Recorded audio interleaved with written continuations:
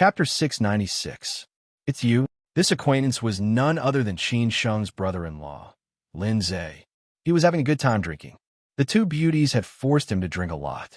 It seemed that if he did not take them away tonight, he would feel sorry for all the drinks. Qin Sheng was somewhat disappointed.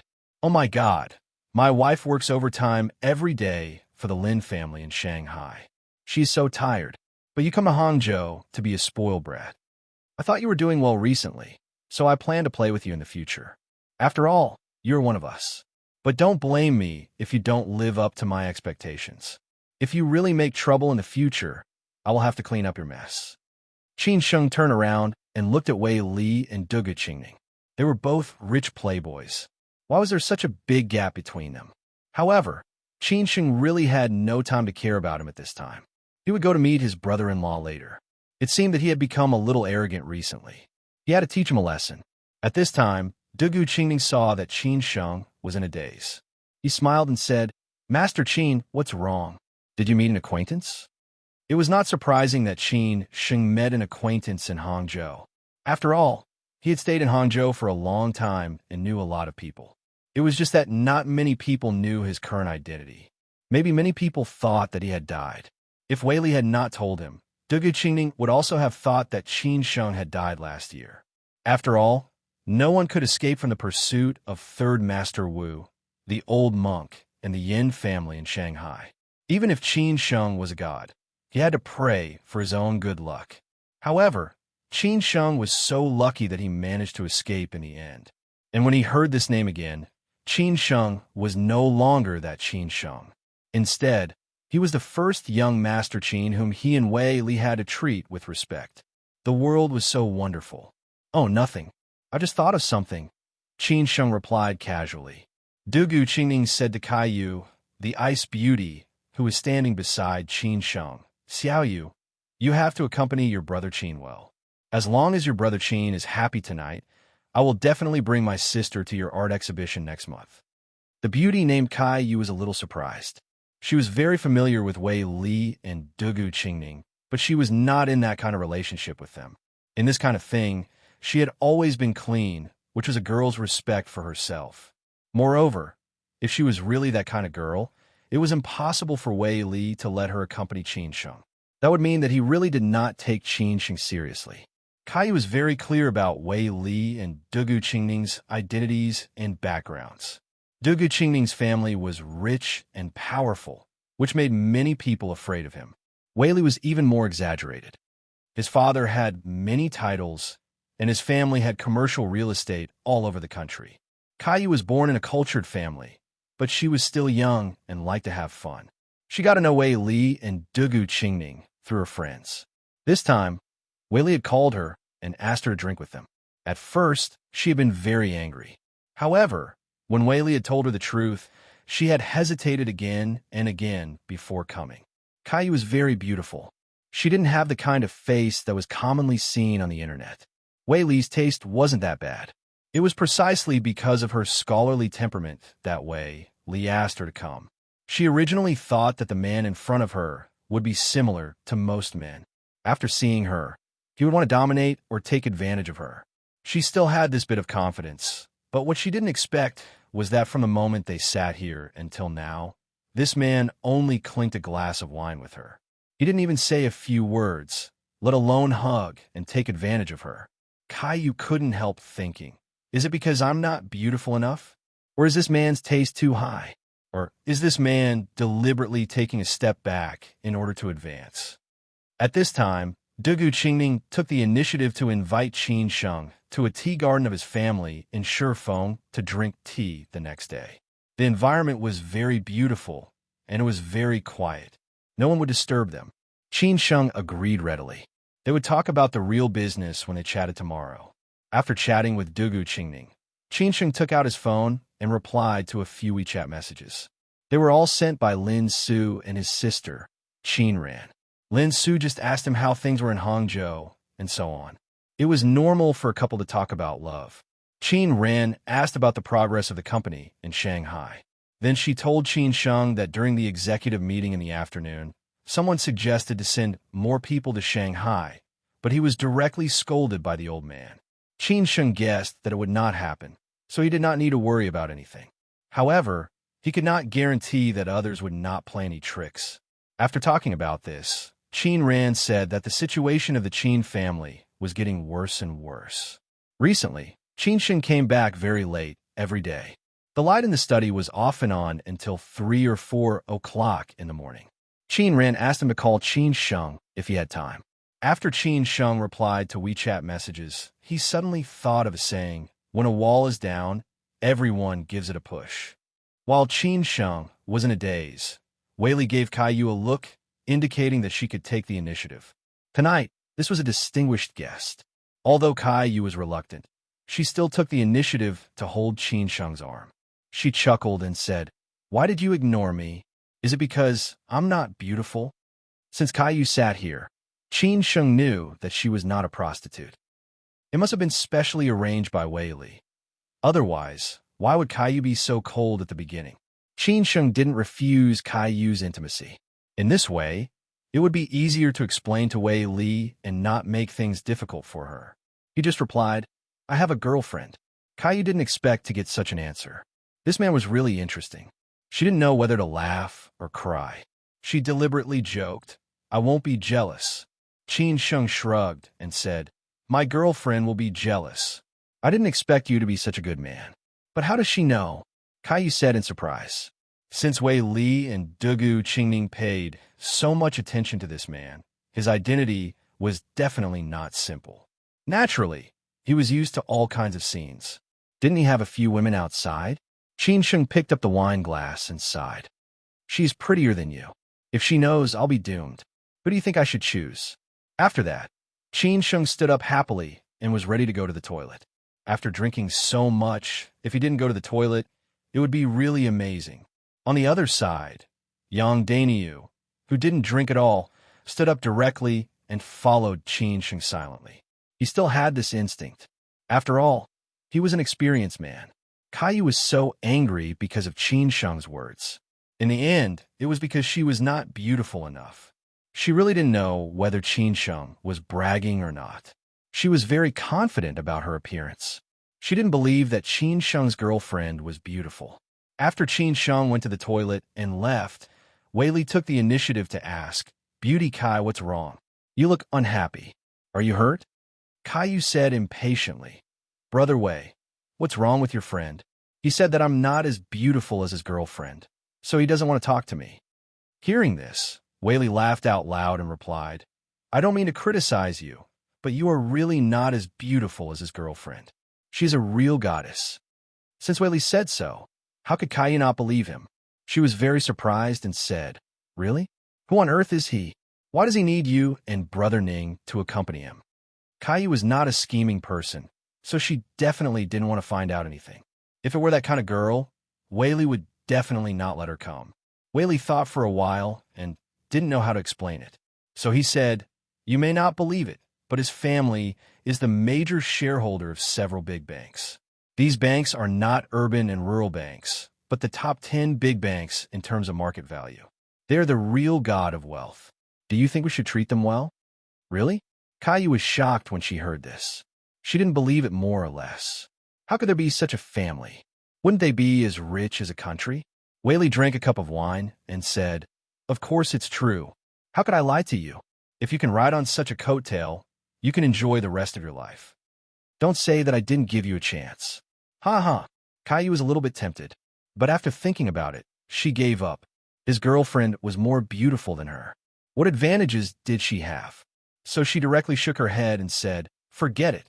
I don't have such luck." Wei Li didn't say anything else. Instead, he went to chat with Dugu Qingning. He knew Qin Sheng very well. Not every woman could fall in love with him. He didn't believe that Caillou could be so lucky. She was just a passerby who passed by in a hurry. When Qin Sheng went to the toilet, he deliberately walked to the booth not far from Lin Zhe and stayed for a few seconds to see what was going on with his brother-in-law. However, Lin Zhe was drunk and had no time to pay attention to Qin Sheng. There were several lipstick marks on his face. Qin Sheng let out a long sigh. This time, he had to teach Lin Zhe a lesson. Otherwise, he couldn't afford to lose face. At least, he should save some face for the Lin family. After going to the toilet, Qin Sheng happened to receive Shui Qingyin's call when he came out. It was a little late. Qin Sheng was about to go out to answer the call. Yang Dainyu had been following Qin Sheng, and Qin Sheng had already seen him. Maybe he left in a hurry. When Qin Sheng went out, he directly bumped into a sexy beauty. The beauty staggered and almost fell to the ground. Fortunately, she held the wall beside her. Qin Sheng was about to apologize. Unexpectedly, the beauty said, "Why are you in a hurry? Are you in a hurry to be reincarnated? Are you blind?" Originally, Qin Sheng didn't want to argue with her. After all, he couldn't make trouble here. After all, he was in the wrong first. He had to admit that he should suffer losses and apologize. He was not an unreasonable playboy. Unexpectedly, after seeing the beauty's appearance, Qin Sheng suddenly didn't know whether to laugh or cry. He had been wondering who had such a sharp tongue. It turned out that she was the daughter of the Dugu family. It was really a small world for enemies. Originally, Qin Sheng had thought that he would meet Dugu Qingyu a few days later. After all, they would cooperate with her family sooner or later. Unexpectedly, he met the siblings of the Dugu family directly tonight. This was interesting. At this time, Dugu Qingyu had obviously recognized Qin Sheng. She was directly dumbfounded. She definitely didn't expect that it would be Qin Sheng. After a few seconds, she said in surprise, "It's you." Chapter 697. I want you to apologize, Dugu Qing. You was the daughter of the Dugu family. As the youngest girl of the Dugu family, she had been spoiled since she was a child. The elders were afraid that she would suffer even the slightest bit, so they had never let her suffer even the slightest bit. Therefore, this eldest daughter was very unruly and willful. Dugu Qingyu was very happy to be born in the Dugu family. Putting aside the fact that the Dugu family's family background allowed her to live a carefree life, at least in terms of material conditions. Secondly, as the third child in the family, Dugu Qingyu had no pressure at all. Her sister, Dugu Qinghe, had not been so lucky. Dugu Qinghe had been trained by the Dugu family since she was a child. She was proficient in the zither, calligraphy, painting, piano, violin, golf, horsemanship, and so on. She learned new skills almost every day, let alone her academic performance. A little girl had been under pressure that did not match her age. Even when she went abroad to study, the Dugu family had specially sent a team to serve her, using all their resources to help her open the door to the upper class. Was it tiring? Of course it was tiring. How could it not be tiring? Anyone who was under such high pressure every day would be too tired to say it. It was not until Dugu Qinghe met the one who was also studying in the UK that this kind of life really ended. Thinking about it, how could such an excellent Dugu Qinghe not be able to win the one who was destined to be with her? The Dugu family was very satisfied with this marriage. When Dugu Qinghe started to fall in love, the Dugu family had already found out the identity of the one who was destined to be with her. They were afraid that Dugu Qinghe would fall in love casually. If it had been an ordinary family background, the Dugu family would definitely not agree. What was the consequence of this? After Dugu Qinghe married and moved to Beijing, she would only come back once a year because she had had enough of this kind of life. She was indifferent to the Dugu family and only worried about her younger brother and sister. Therefore, every year, Dugu Qinghe would let Dugu Qingming and Dugu Qingyu go to Beijing to accompany her for a period of time. It could be seen how desperate she had been through those years. Apart from that, the second child, Dugu Qingming's life was almost the same as Dugu Qinghe's. He grew up under the pressure of the family and was forced to learn all kinds of skills. Everything was arranged by the family. Dugu Qingming resisted, rebelled, and even ran away from home, but the result was the same. Could not be changed. All of this only changed after she got married. However, even her marriage was a political marriage. She chose someone she didn't like. There was nothing she could do about it. This was fate. It was only in recent years that Dugu Qingming's life had returned to normal.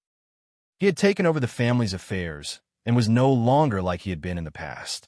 He was just a child, and he could not change anything. When it came to Dugu Qingyu didn't feel any pressure because her older sister, Dugu Qinghe, and her older brother, Dugu Qingming, were there to support her. She could do whatever she wanted, and there were no forceful demands on her. She just needed to grow up carefreely. Therefore, Dugu Qingyu had a close relationship with the elders. Everyone doted on her, unlike Dugu Qinghe and Dugu Qingning. This was a relationship between the three siblings of the Dugu family. At this moment, it did not occur to Qin Sheng that he would meet Dugu Qingyu here. It also did not occur to Dugu Qingyu that she would meet this former enemy. In the past, every time she met Qin Sheng, they would quarrel with each other. What she hated most was this man's arrogant look. It seemed that she had a trample on this man. After that, Dugu Qingyu never saw Qin Sheng again. She only asked her older brother occasionally. She heard that this man seemed to have offended a few big shots and was chased out of Hangzhou by them. As for whether he was dead or not, nobody knew. Dugu Qingyu sighed with emotion. It did not occur to her that this guy was so capable that he had offended a few big shots. However, in the end, she muttered that it would be better for him to die. In this way, she would not bring harm to others. Of course, Dugu Qingyu would not cry for Qin Sheng. After all, Qin Sheng was nobody to her. He was just an insignificant passerby in her life. She had forgotten him after a short time. If she had not met him again today, it would be hard for her to remember that there was such a passerby in her life for the rest of her life. For most people, passersby in their lives were like this. In the end, there was no trace of them left. You might not remember them anymore. Qin Sheng said playfully, "Wow, Miss Dugu still remembers me." Based on the relationship between Qin Sheng and Dugu Qingning, they would not greet each other politely when they met. After Qin Sheng said that, Dugu Qingning turned on her sharp tongue and said, "Tut, tut, tut. I was wondering who was in such a hurry to be reincarnated. It turns out that it is you. You're not dead yet. It really surprises me." Qin Sheng sneered and said, "It turns out that Miss Dugu wants me dead. I remember that I did not offend you. Why are you such a vicious woman? You did not offend me? Don't think that I have forgotten what happened in the past. How dare you say that I am a vicious woman? It is not enough for a scumbag like you to die 100 times. Dugu Qingyu said angrily. Qin Sheng said proudly on purpose, "I am sorry, Miss Dugu. Not only did I not die, but I am also living well, better than you can imagine." Dugu Qingyu laughed out loud and said, "Tut, tut, tut. Don't think that I don't know what happened in the past. You actually dare to come back to Hangzhou. I guess I will hear about your death in a few days." Qin Sheng shrugged and said disapprovingly, "Sorry, I can't let you get what you want this time." Dugu Qingyu curled her lips and said, "I don't want to talk nonsense with you. I have something to do. Get out of my way." Qin Sheng did not stop Dugu Qingyu. He did not forget to say, "Anyway, I just bumped into you. I am sorry." Dugu Qingyu stared at Qin Sheng and muttered, "You have a conscience." After that, Dugu Qingyu walked into the bar quickly. Her brother was still waiting inside. He said that there would be a distinguished guest tonight. He and Wei Li would receive them in person. Her brother said that she also knew the guest, which made Dugu Qingyu very curious. So she hurried over after finishing her work. At this time, Qin Sheng remembered to answer Sister Qingyin's call, but she had hung up. He dialed her again after he went out. She just knew that Qin Sheng had gone to Hangzhou and what he was going to do there. If Qin Sheng needed any help here, he could call her at any time. The most important thing was to be careful. After all, everyone here was Qin Sheng's enemy. On the other side, Dugu Qingyu was very familiar with the queen. She used to come here often. However, she had been busy recently, so she seldom came here. So it was easy for her to find her brother, Dugu Qingning. Dugu Qingyu was the real queen. She met a lot of acquaintances along the way. She kept greeting and chatting with them. She was not as popular as Wei Li. In contrast, Dugu Qingning, who lived a more disciplined and strict life, seldom came here. When she found Dugu Qingning was talking with Wei Li about Qin Sheng. Dugu Qingning did not see any distinguished guest. Only his two brothers were here. Feeling quite surprised, Dugu Qingning said, "Brother Wei Li, brother, why are you here? Where's the distinguished guest I know?" Wei Li looked up and saw it was Dugu Qingyu. He smiled and said, "Qingyu, you are here. Sit down quickly. I've been waiting for you for a long time." Dugu Qingning smiled and explained, "The distinguished guest went to the toilet. He'll be back soon." Dugu Qingyu was a little confused and said, "Brother, Who on earth is he? Don't keep me guessing. Tell me quickly. Don't worry. I guess he will be back soon. I'm sure you know him.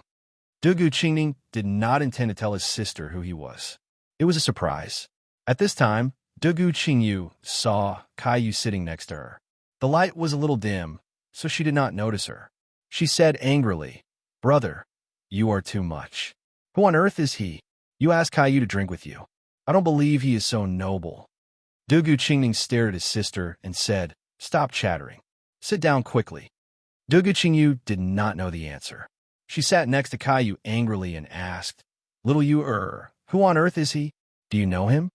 Caillou said in a low voice, "I don't know him, but Brother Wei Li told me something about him. It seems that he is from Beijing. His background is very mysterious." Dugu Qingyu muttered in her heart, "I don't believe it. Who on earth is he? He is so powerful. Is he more powerful than my brother-in-law?" At this time, Qingxing came back after making a call. He was stunned when he saw Dugu Qingyu sitting next to Caillou. Then he figured out what was going on. It must be Dugu Qingning who asked his sister to come here. Dugu Qingyu also saw Qingsheng. Before Dugu Qingning could say anything, Dugu Qingyu directly stood up and shouted, "Hey, why are you haunting me? Do you like me? Or do you want to do something? Why did you chase me all the way here?" Dugu Qingyu was speechless. Dugu Qingyu was speechless. Qingsheng did not know whether to laugh or cry. He said, "Eldest Miss Dugu, my girlfriend is more beautiful than you, so I don't like you at all. If you want me to leave, I will leave now." Dugu Qingyu said impatiently, "Hurry up. I don't want to argue with you today." At this time, Dugu Qingning could not persuade her even if he wanted to. Qingsheng looked at Dugu Qingning and Wei Li and said, "You too. I have to go." Dugu Qingning directly scolded her. "Qingyu, don't be rude. This is the distinguished guest I told you about. Apologize to Master Qi now. Otherwise, I will deal with you when we go back." What? Upon hearing this, Dugu Qingyu was confused. Obviously, she did not expect that Qingsheng was the distinguished guest that her two brothers had mentioned. Then she laughed out loud and said, "Brother Wei Li, brother, my dear brother, are you sure that you are not deceived? He is the distinguished guest. Are you trying to make me die of laughter?" Dugu Qingning directly lost his temper and said, "Qingyu, I asked you to apologize. Did you hear me?" After that, Dugu Qingning explained to Qingsheng in a hurry, "Master Qin, I'm sorry. My sister is always like this. You have known it before. Don't argue with her." Dugu Qingyu still did not want to believe it. She felt wronged and said, "Brother, you are not mistaken. He is Qingsheng." This time, Wei Li could not stand it anymore. He said with a gloomy face, "Qingyu, I asked you to apologize. Didn't you hear me?" Dugu Qingning could not help regretting that he had asked his sister to come here today. Originally, he had thought that Qingsheng and his sister were familiar with each other. At that time, their relationship was quite complicated. Maybe after they met today, they could get closer to each other, which was obviously a good thing for the Dugu family. However, he did not expect that the result would be like this.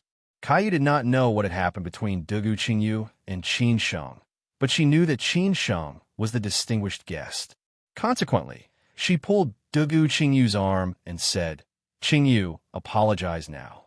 Her brother had already lost his temper because of this man. He hadn't treated her like this for a long time. Even her brother Wei Li, who had always been polite to her, was angry. In addition, Caillou had said so.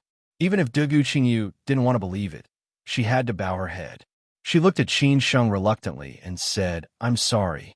Dugu Qingyu was totally different from the arrogant and exasperated look she had shown at the entrance of the bar a moment ago. Consequently, she was not willing to lower her head, which meant that she had completely lost in front of Qingsheng. Chapter 698. Do you know me? No matter how unruly and capricious Dugu Qingyu was, she was not a brainless woman. The Dugu family's genes were strong, and they did not give birth to stupid children.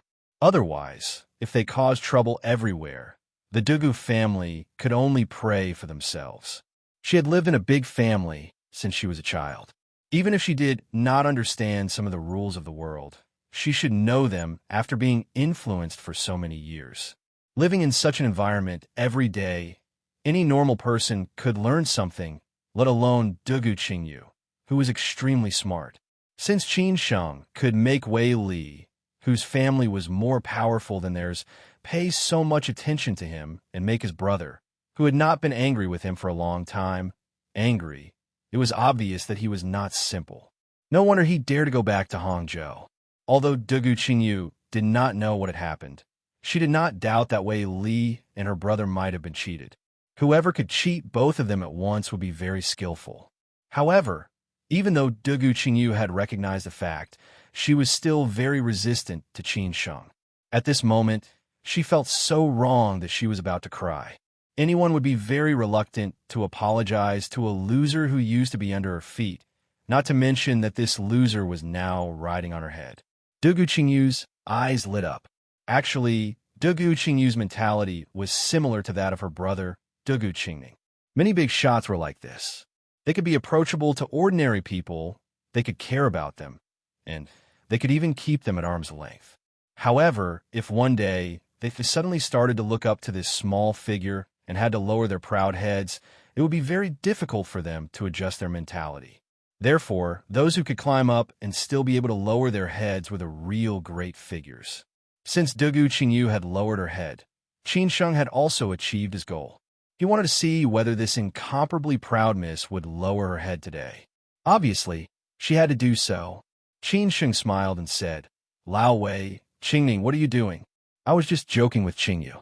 We used to be like this. We always quarrel when we meet. Anyway, we're not convinced by each other." Qin Sheng's help made Wei Li and Dugu Qingning feel relieved. Wei Li did not want to delay their relationship because of Dugu Qingyu, and Dugu Qingning did not want Qin Sheng to have a bad opinion of the Dugu family. Because of this, Dugu Qingyu did not buy it at all. Qin Sheng had gotten what he wanted, yet he still pretended to be innocent. How could she not know what Qin Sheng was thinking? Dugu Qingyu could not help but mutter, "Just you wait.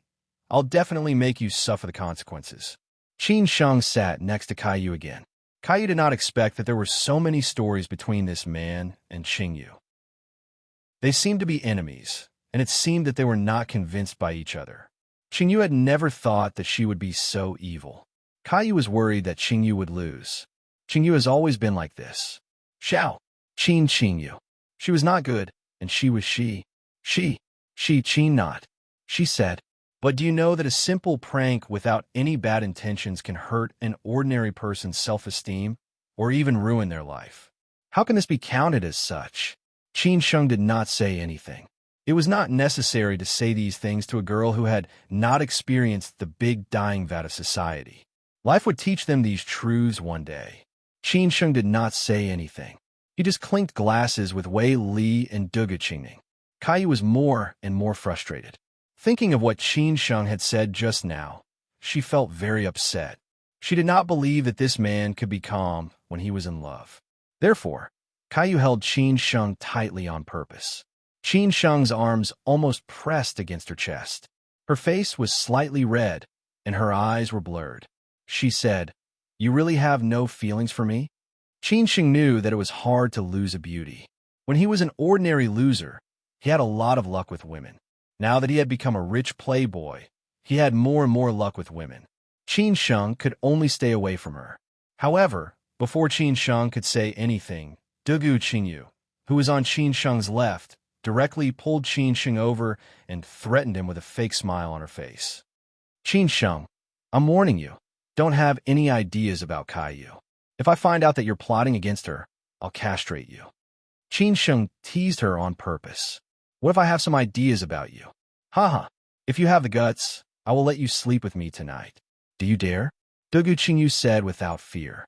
She said, "I am your woman now. You can do whatever you want." Qin Sheng was speechless. Why was Dugu Qingyu so different from Dugu Qingning? He did not know what Dugu Qinghe was like. Qin Sheng was somewhat looking forward to meeting Dugu Qinghe.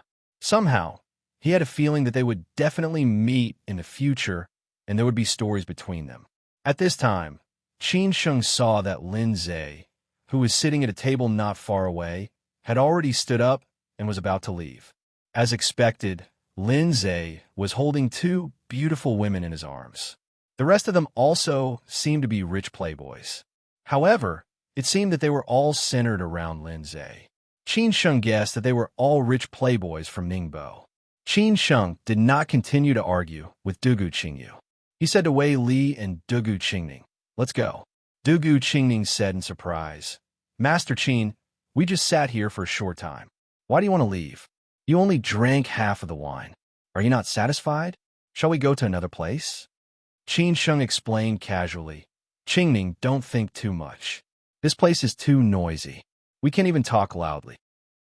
It's better to find a food stall to eat some barbecue and drink some beer. Whaley knows that I like that kind of atmosphere." Whaley echoed in a hurry and said, "Alas, it's all my fault. I didn't know what to do tonight. I almost forgot about this." Dugu Qingning said immediately, "Okay, I happen to know a food stall that tastes good. Let's go there." Anyway, they could not let Qin Sheng down tonight. No matter what Qin Sheng wanted to do, they had to accompany him. Although he had not been willing to go to some places before, he thought that Qin Sheng was not that kind of person. After confirming the place, everyone stood up directly. Caillou held Qin Sheng's arm tightly. She had made up her mind to be shameless tonight. She wanted to see whether this man could persist until the end. Qin Sheng did not care about it. It was a kind of enjoyment to be held by a beautiful woman. However, he was still calm in his heart. This time, he did not come back to Hangzhou to flirt with girls. Wei Li and the Dugu siblings accompanied Qin Sheng to leave the queen. This kind of treatment was not available to everyone. Many people in the bar knew them. They could not help but start to guess Qin Sheng's identity. Who was so influential? Could it be that he was the son of some leaders in the province? Fortunately, there were no acquaintances who knew Qin Sheng tonight. Otherwise, Qin Sheng's identity would be exposed the moment he came back to Hangzhou. How could he play next? Maybe Qin Sheng also thought so. That was why he left so quickly. Yang Danyu's group also followed them and left, protecting Qin Sheng and the others in the middle. In short, this lineup was very powerful. Qin Sheng probably had never thought that he would have this day. After walking out of the Queen Bar, several cars were already waiting by the roadside. Qin Sheng subconsciously searched for the figure of his brother-in-law. It did not occur to him that he would find him so quickly. He was not far away from them. It seemed that he was waiting for a designated driver or something. At this moment, 5 or 6 men suddenly rushed over and directly surrounded Lindsay and the others. Lindsay's friends stepped back one after another. It seemed that they were somewhat afraid of the leading man, which made Qin Sheng somewhat curious. Qin Sheng kept looking over there. Naturally, Wei Li and Dugu Qingning also noticed it. Wei Li smiled and said, "Do you know those people?" Qin Sheng replied truthfully, "I know them, and they are quite familiar with them. So let's go over and have a look." After saying that, Qin Sheng took the lead and walked over there. Naturally, the others also followed him. Dugu Qingyu muttered a few words, "What a busybody." When Qin Sheng walked over, those people had already started a fight. Lindsay let go of the 2 beauties in his arms. At this moment, he was more or less sober. There was no time for him to talk about love. He needed to see how to get through the crisis in front of him first. Lindsay's fair-weather friends did not dare to fight at all. They had already kept a distance from Lindsay. Naturally, the 2 beauties also kept a respectful distance. Consequently, Lindsay was facing the 4 or 5 men opposite him alone. Qin Sheng did not know what they were talking about, nor did he know why they were fighting. It had nothing to do with him. If he had not met them tonight, he definitely would not have cared about these things. However, after all, he had met them. After all, this was his brother-in-law. He could not let him die on the street. At this moment, Lindsay's face had already been punched twice. Then, he was beaten to the ground. He looked somewhat embarrassed and did not dare to fight back at all. After Qin Sheng walked over, he shouted, "That's enough." Yang Danyu and the others stood by Qin Sheng's side. Wei Li, Dugu Qingning, and the others were still behind them. Consequently, the leading playboy, who had a grudge against Lindsay, did not know Qin Sheng. He said angrily, "Who do you think you are?" Of course, Qin Sheng was not happy to be pointed at and scolded. Yang Danyu and Wang Jian immediately took 2 steps forward. The playboy's hatchet man thought that they were going to fight, so he directly rushed over. Both sides directly started to fight without saying anything. However, Yang Dainyu and Wang Jian were very powerful, especially Yang Dainyu's valiant martial arts. Consequently, as soon as the two hatchet men on the opposite side started to fight, they were directly put down on the ground by the two of them. They did not give them any chance to fight back at all. The remaining two men followed up closely. In the end, their ending was similar to theirs. Everything was over in the blink of an eye. The playboy was dumbfounded. For a moment, he did not know what to do.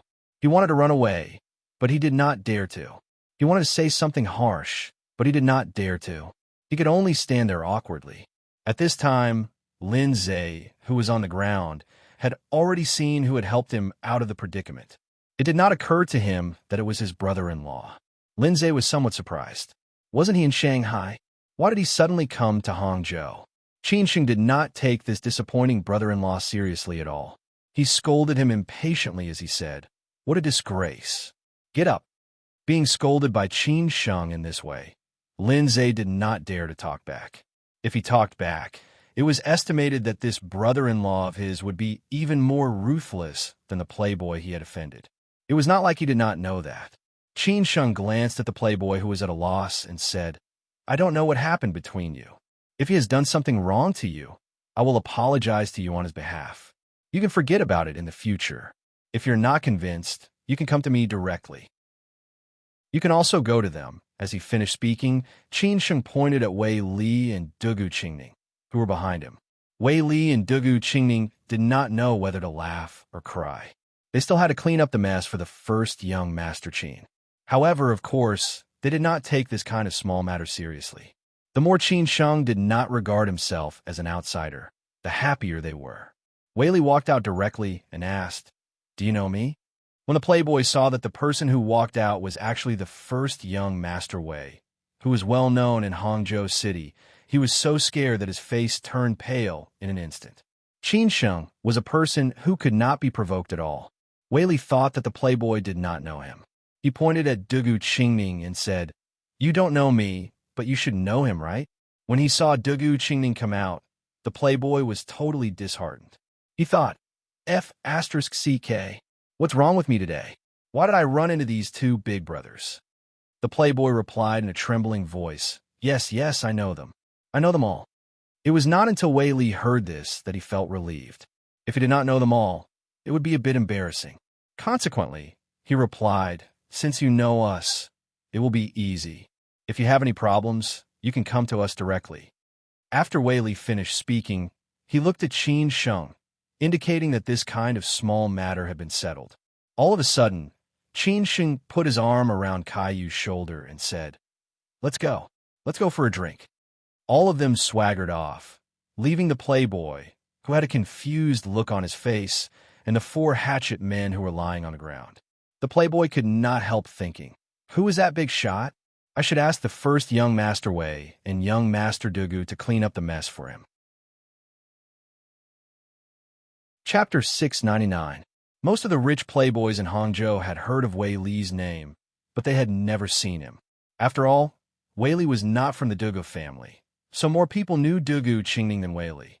Fortunately, this playboy had met Wei Li and Dugu Qingning before. Consequently, he recognized Wei Li as soon as he walked out. However, it did not occur to him that Dugu Qingning would also be there. Among the younger generation in Hangzhou, these two were definitely the top ones. Who would dare to offend them?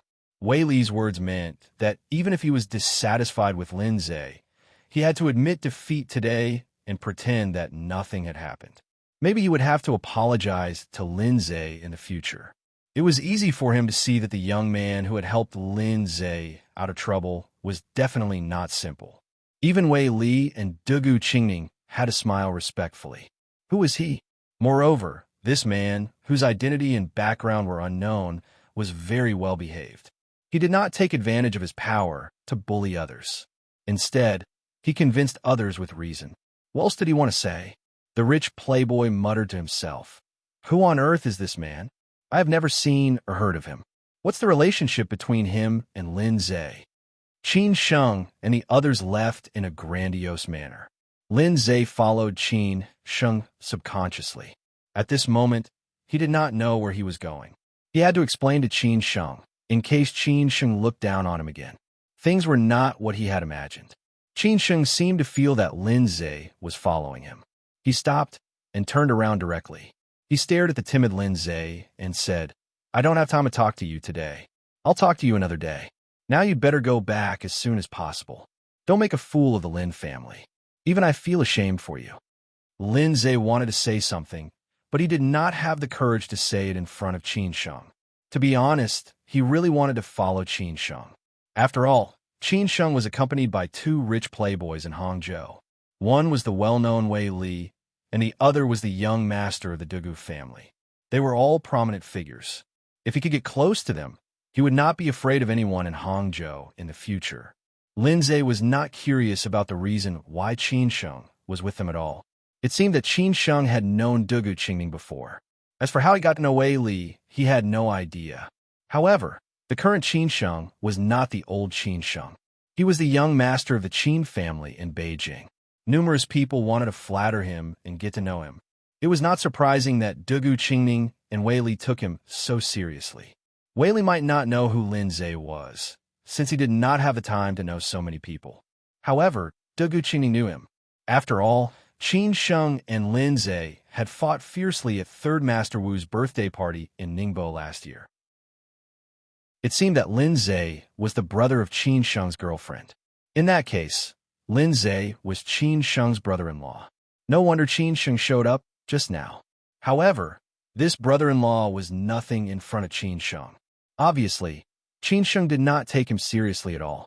Since Qin Sheng had already said so, Lin Zhe smiled bitterly and said, "All right, I'll go back first. You guys go ahead." After saying that, Lin Zhe turned around and left. Anyway, he was relieved. He knew that Qin Sheng looked down on him from the bottom of his heart. In that case, he would not be shameless, in case Qin Sheng looked down on him more. After Lin Zhe left, Wei Li said with a smile, "Who is this? Do you need to clean up after me?" Qin Sheng let out a long sigh and said, "Well, it's a long story. Qingming, you should know him. He is my girlfriend's half-brother. He is a disappointing wastrel. If it were not for my girlfriend, I would not care about his life or death." It was only then that the others came to a sudden realization. However, they did not continue to dwell on this topic. Wei Li was deep in thought. Some time ago, he heard from a friend that Qin Sheng and the eldest miss of the Song family were getting closer and closer. He wondered how things were going now. Wei Li had met the Song family's eldest miss before, and he knew her background. Her grandfather was the only remaining senior figure, and her brother, Song Husheng, was like a crane in a flock of chickens among the younger generation. As for the Song family's eldest miss, she herself was even more amazing. Wei Li could not help thinking that if Qin Sheng and the eldest lady of the Song family got together in the end, it would be a true alliance of the strong. The rate of return of his investment would soar. After the interlude, they finally got in the car and left the queen, heading toward the place that Dugu Qingming had mentioned. Wei Li and Dugu Qingming let Caillou and Qin Sheng sit in the same car on purpose. Then they would sit in another car. Dugu Qingyu was afraid that Qin Sheng would take advantage of Caillou. After all, if a man and a woman sat together alone, who knew what they would do when they were drunk? Therefore, she wanted to sit in Qin Sheng's car. Unexpectedly, Dugu Qingming directly pulled her back and glared at her, telling her not to make trouble. After getting in the car, Dugu Qingyu finally could not help but ask, "Brother Wei Li, brother, can you tell me now? Why on earth did you treat Qin Sheng like this? He is just a loser. You know what happened in the past." Wei Li smiled and said, "Qingyu, do you think your brother and I are fools?" Dugu Qingyu did not know whether to laugh or cry as she said, "If you are fools, I am afraid that there are not many smart people in Hangzhou City." Dugu Qingming responded immediately, "Since you think that we are not fools, if Qin Sheng was just a loser, would we treat him like this? Qin Sheng is not the Qin Sheng in the past. Now, Qin Sheng is someone that both of our families have to look up to." Dugu Qingyu was shocked and said, "Is it really so exaggerated?" "It is not exaggerated at all. I will tell you some things later. Anyway, don't provoke Qin Sheng in the future. It is okay to make fun of him, but don't really offend him. Otherwise, it will not be good for your family. Don't you think that your brother-in-law is very powerful? In that case, even your brother-in-law has to lower his head obediently when he sees Qin Sheng. Wei Li explained in this way, and it seemed that Dugu Qingyu could understand. This time, Dugu Qingyu was really scared. Her face turned pale as she said, "Ah, he is really so powerful. Even my brother-in-law cannot compare with him. What on earth has Qin Sheng experienced?" Wei Li continued to explain, "Didn't I attend the senior seminar in the School of Economics and Management of Tsinghua University before the new year? Any of the students in that class would absolutely shock people's families. Qin Sheng is also in that class, and his identity is the most prominent in that class." Dugu Qingyu did not know how important Qin Sheng was to him. Dugu Qingyu was more and more shocked, and she was extremely shocked. Dugu Qingning was already used to it. Anyway, he had to rely on Qin Sheng in the future. Wei Li wanted to reveal more information that even Dugu Qingning did not know, but in the end, he gave up in case it was superfluous. In Qin Sheng's car, the atmosphere was relatively calm. Yang Dania drove quietly. Qin Sheng and Caillou, who were sitting in the back row, did not say anything. Caillou wanted to take the initiative to talk, but it seemed that Qin Sheng did not give her a chance. He kept looking out of the window. At this time, Qin Sheng suddenly opened his mouth and said, "Are you also guessing my identity? Who on earth am I? Why Wei Li and Dugu Qingning have to be so polite in front of me?" Qin Sheng suddenly opened his mouth, which shocked Caillou. She did not expect that Qin Sheng would say that. Caillou did not know how to answer him for a moment. She had never experienced such things.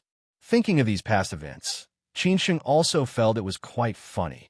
He said to himself, "About this time 1 year ago, I should have just arrived in Hangzhou. Before that, I was lying in bed for half a year. It was not an accident. I was beaten up by someone, and it could be said that I walked around the gate of hell. Are you surprised that someone dared to beat me up like that? Don't be surprised. At that time, I was really the loser that Dugu Qingyu said. Otherwise, how could she dare to treat me like that? My girlfriend was a lady from a wealthy family. She was the daughter of a wealthy family. At that time, I was just a loser. Therefore, her family looked down on me. Moreover, I had a very powerful rival in love. He was also the one who beat me up. As a result, my girlfriend gave up everything and hid her identity to take care of me for half a year. Don't you think it's my good fortune to meet such a woman?" Thinking of this, Qin Sheng could not help but smile. He was especially gratified and moved. Caillou did not say anything. She listened to Qin Sheng's story quietly. No wonder when she had first met Qin Sheng, she had felt that he was a man with a story. Qin Sheng continued to say, "Why did I come to Hangzhou? Actually, my life was already very dark at that time. However, I just told myself silently that I was chosen by such a woman. If I, Qin Sheng, did not work hard, I would really let her down." This was his biggest motivation at that time. During the time in Xiamen, Lin Su had really touched him. She had taken care of him silently without any complaints. Every day, she had accompanied him for walks, accompanied him for rehabilitation treatment, cooked for him, washed his clothes, and so on. Was this the life that a daughter from a wealthy family should have? Caillou could not help but ask, what happened after that? Qin Sheng looked back at her. At this moment, Caillou had finally calmed down. She was not as impulsive as before. He continued, "After that, when I came to Hangzhou, I worked hard. She still accompanied me and found an ordinary job. What happened after that was very simple. My rival in love chased me all the way to Hangzhou. He worked together with 2 big shots in Hangzhou and directly drove me out of Hangzhou. He almost killed me. Then why do you dare to come back now?" Caillou was very puzzled. Qin Sheng laughed out loud and said, "Because I am no longer the Qin Sheng in the past. Now, whoever sees me will regret what they have done in the past. Then, they will be afraid that I will take revenge on them. Let's not talk about this. Actually, what I said just now was not meaningful. I just think that you are a very good girl. Be obedient and study hard in class. Don't spend too much time in the society, and don't become the plaything of those big shots. Be obedient and wait for the man who can let you entrust your life to appear. No matter whether he is poor or rich, don't give up on him easily. Give him some time to prove himself, Qin Sheng said sincerely. These words made Caillou feel a little touched. She said thoughtfully, I think I am falling in love with you. The feeling of love at first sight. I forgot to say, don't be like a moth to the fire. In the end, the one who will be hurt will definitely be you. Moreover, how do you know that what I said is not a trap? You can believe anything, but don't believe a man's words. Actions are more important than anything else. The person who really likes you can really do a lot of things for you, and even give up a lot of things for you. Qin Sheng did not expect Caillou to be so straightforward. This might be the way children at this age dealt with feelings. They thought that this was love, but in fact it was not. Caillou stared at Qin Sheng's eyes and asked very seriously, Really? Really? Guarding your heart is more important than anything else, Qin Sheng said calmly. Caillou was silent for a moment, thinking about what Qin Sheng had said. She was a very smart girl. Of course, she could understand what Qin Sheng had said and also knew why he had said it. At this time, she really felt that everything that Qin Sheng had done was not fake. Consequently, Caillou finally gave up those thoughts. She nodded very seriously and said, Okay, thank you. Upon hearing this, Qin Sheng smiled very happily. He knew that he might have changed the trajectory of Caillou's life inadvertently. This was quite good. Chapter 700. Some things women who were too outstanding were usually the most likely to go to extremes. They were either easy to be stupid or too smart. Caillou seemed to be the former kind. At first, she scoffed at Qin Sheng, thinking that Qin Sheng had been putting on an act and was too hypocritical. However, after a few words from Qin Sheng, she fell in love with him directly. Was such a woman scary? Of course, Qin Sheng guessed what she was thinking. That was why he said such words, so that she could recognize a lot of things and suffer less in the future. Fortunately, she met him, who did not have too many thoughts about her. If she met a man who had even a little bit of thoughts about her, she would probably have fallen for him by now. Actually, Caillou was not to be blamed for some things. It was just that this society was like this now. Most young people's values and so on had not been completely formed. After all, many things needed experience and structure, which were actually not easy. Therefore, when young people saw what this society was like, they gradually became like this. Until one day, when they experienced a lot of things and grew up and matured, they would regret the mistakes they had made and the stupid things they had done when they were young. They either regretted or regretted, but after all, it was all in the past, and they could not go back. In fact, Caillou was already very good. Most of the people she came into contact with were elites, so she naturally abandoned a lot of possibilities. However, the more she did so, the more dangerous it was, because her ability had her own halo. As long as there were men who chased after her, no matter how old they were, when they saw a beauty like her, they would subconsciously want to possess her. This was human nature.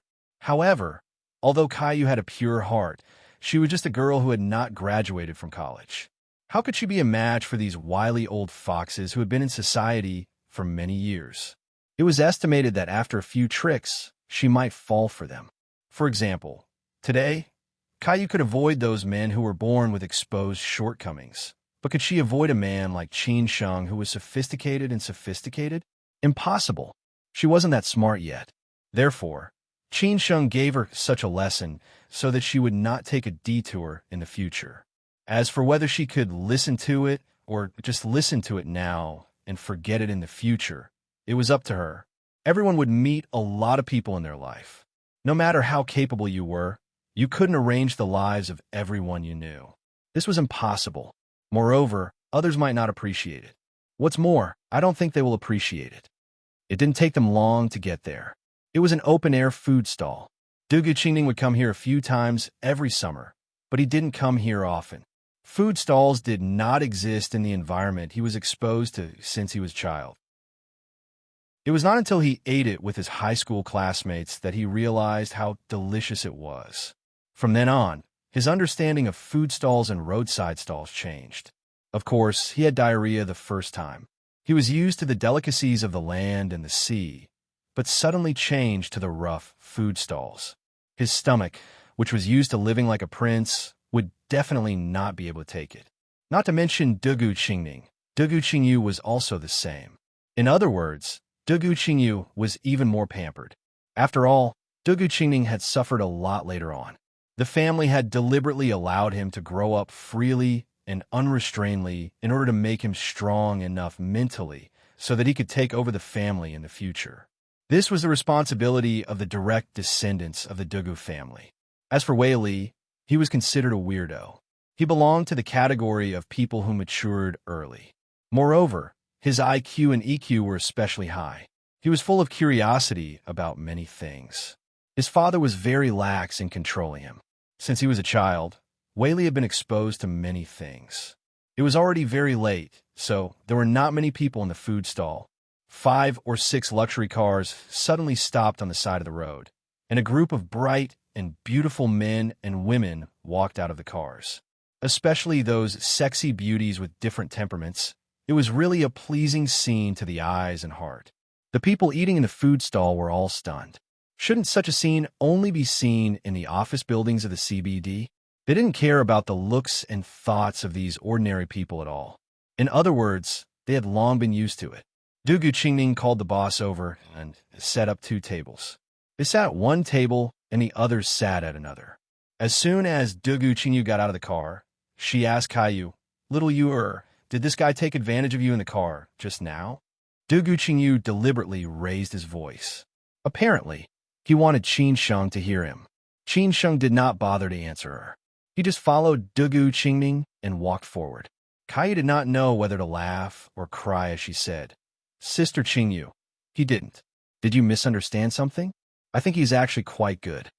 Upon hearing this, Dugu Qingyu was so angry that she said, "Little you, don't be fooled by him. He is very bad." Dugu Qingyu wanted to continue complaining. Unexpectedly, Dugu Qingning turned around and stared at her. She shut up immediately and did not dare to say anything else. She was not afraid of her grandparents, parents, uncles, and uncles. She was afraid of this brother. Alas, he was her nemesis. After everyone sat down, they sat in the same position as they had in the bar. Caillou still sat next to Qin Sheng. When she looked at Qin Sheng again, her eyes were not as cold as before. Instead, they were a little more gentle, which made Wei Li and Dugu Qingning feel a little confused. How long had it been? Was Qin Sheng really so charming? Dugu Qingning did not come here often. Of course, the boss did not know him.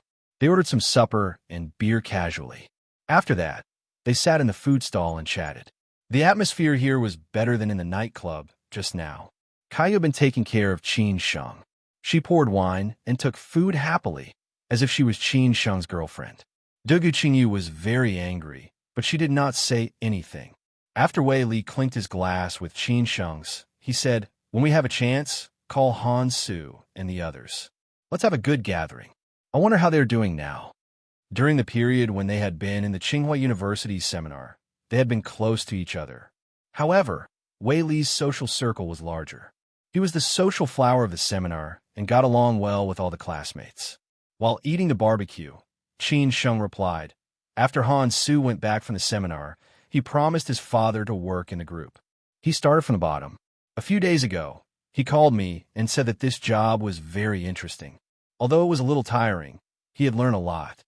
Wei Li laughed out loud and said, "That's good. I guess you have persuaded him a lot." His father must be secretly happy. This guy used to only know how to eat, drink, and have fun. This time, he was forced to go to the seminar.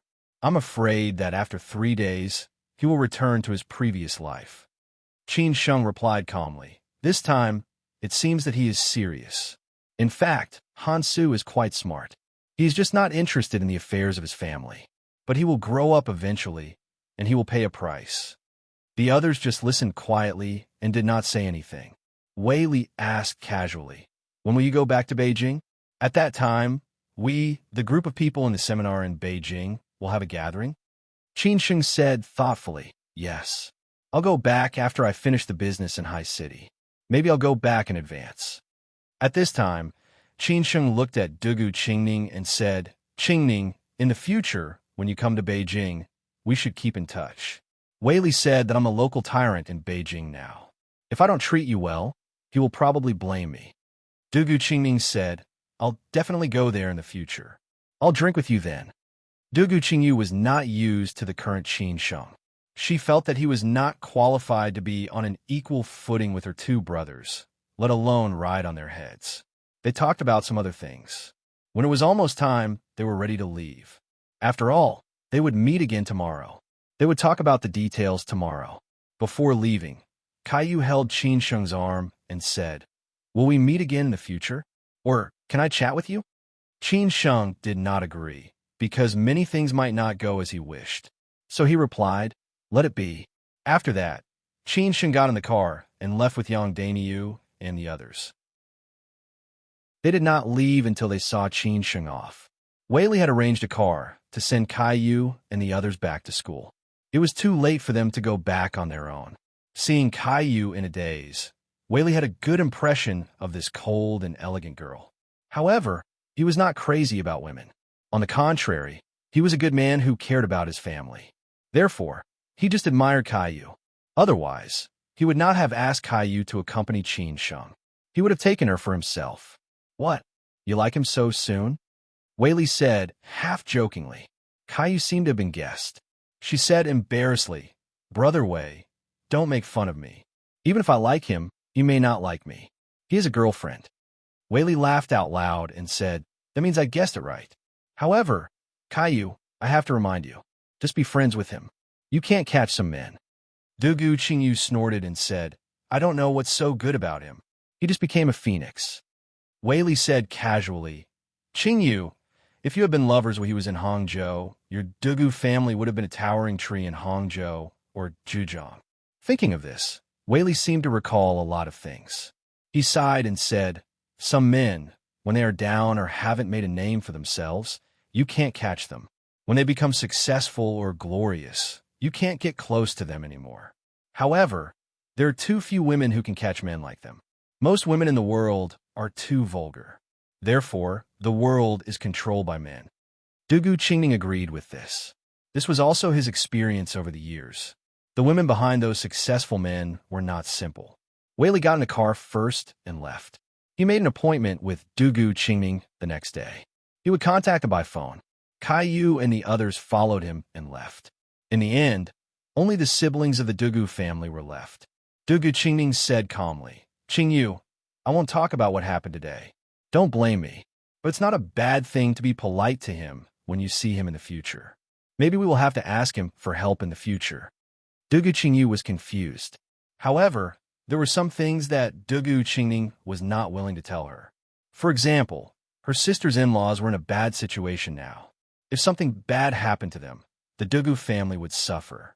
At that time, who could help them? Genius 1 second to remember this website. Midnight Reading mobile version website. Chapter 701. Who else could it be? It was not that Dugu Qingning did not want to tell Dugu Qingyu. It was just that Dugu Qingning could not do anything about it. It was not something he could control. So what if he told Dugu Qingyu? Wasn't it just adding to her worries? It was good for her to be carefree like this, unless there came a day when the Dugu family had no other choice and had to use her as a shield. The reason why Dugu Qingning wanted to cooperate with Qin Sheng this time was that her sister, Dugu Qinghe, had called her several times recently, asking her to be prepared in advance. There was something wrong with her in-laws. Both her father-in-law and husband had been very busy recently. Every time they came back, they would be exhausted. Moreover, it seemed that someone was monitoring their daily life. She had also inquired about it. It seemed that there were some rumors.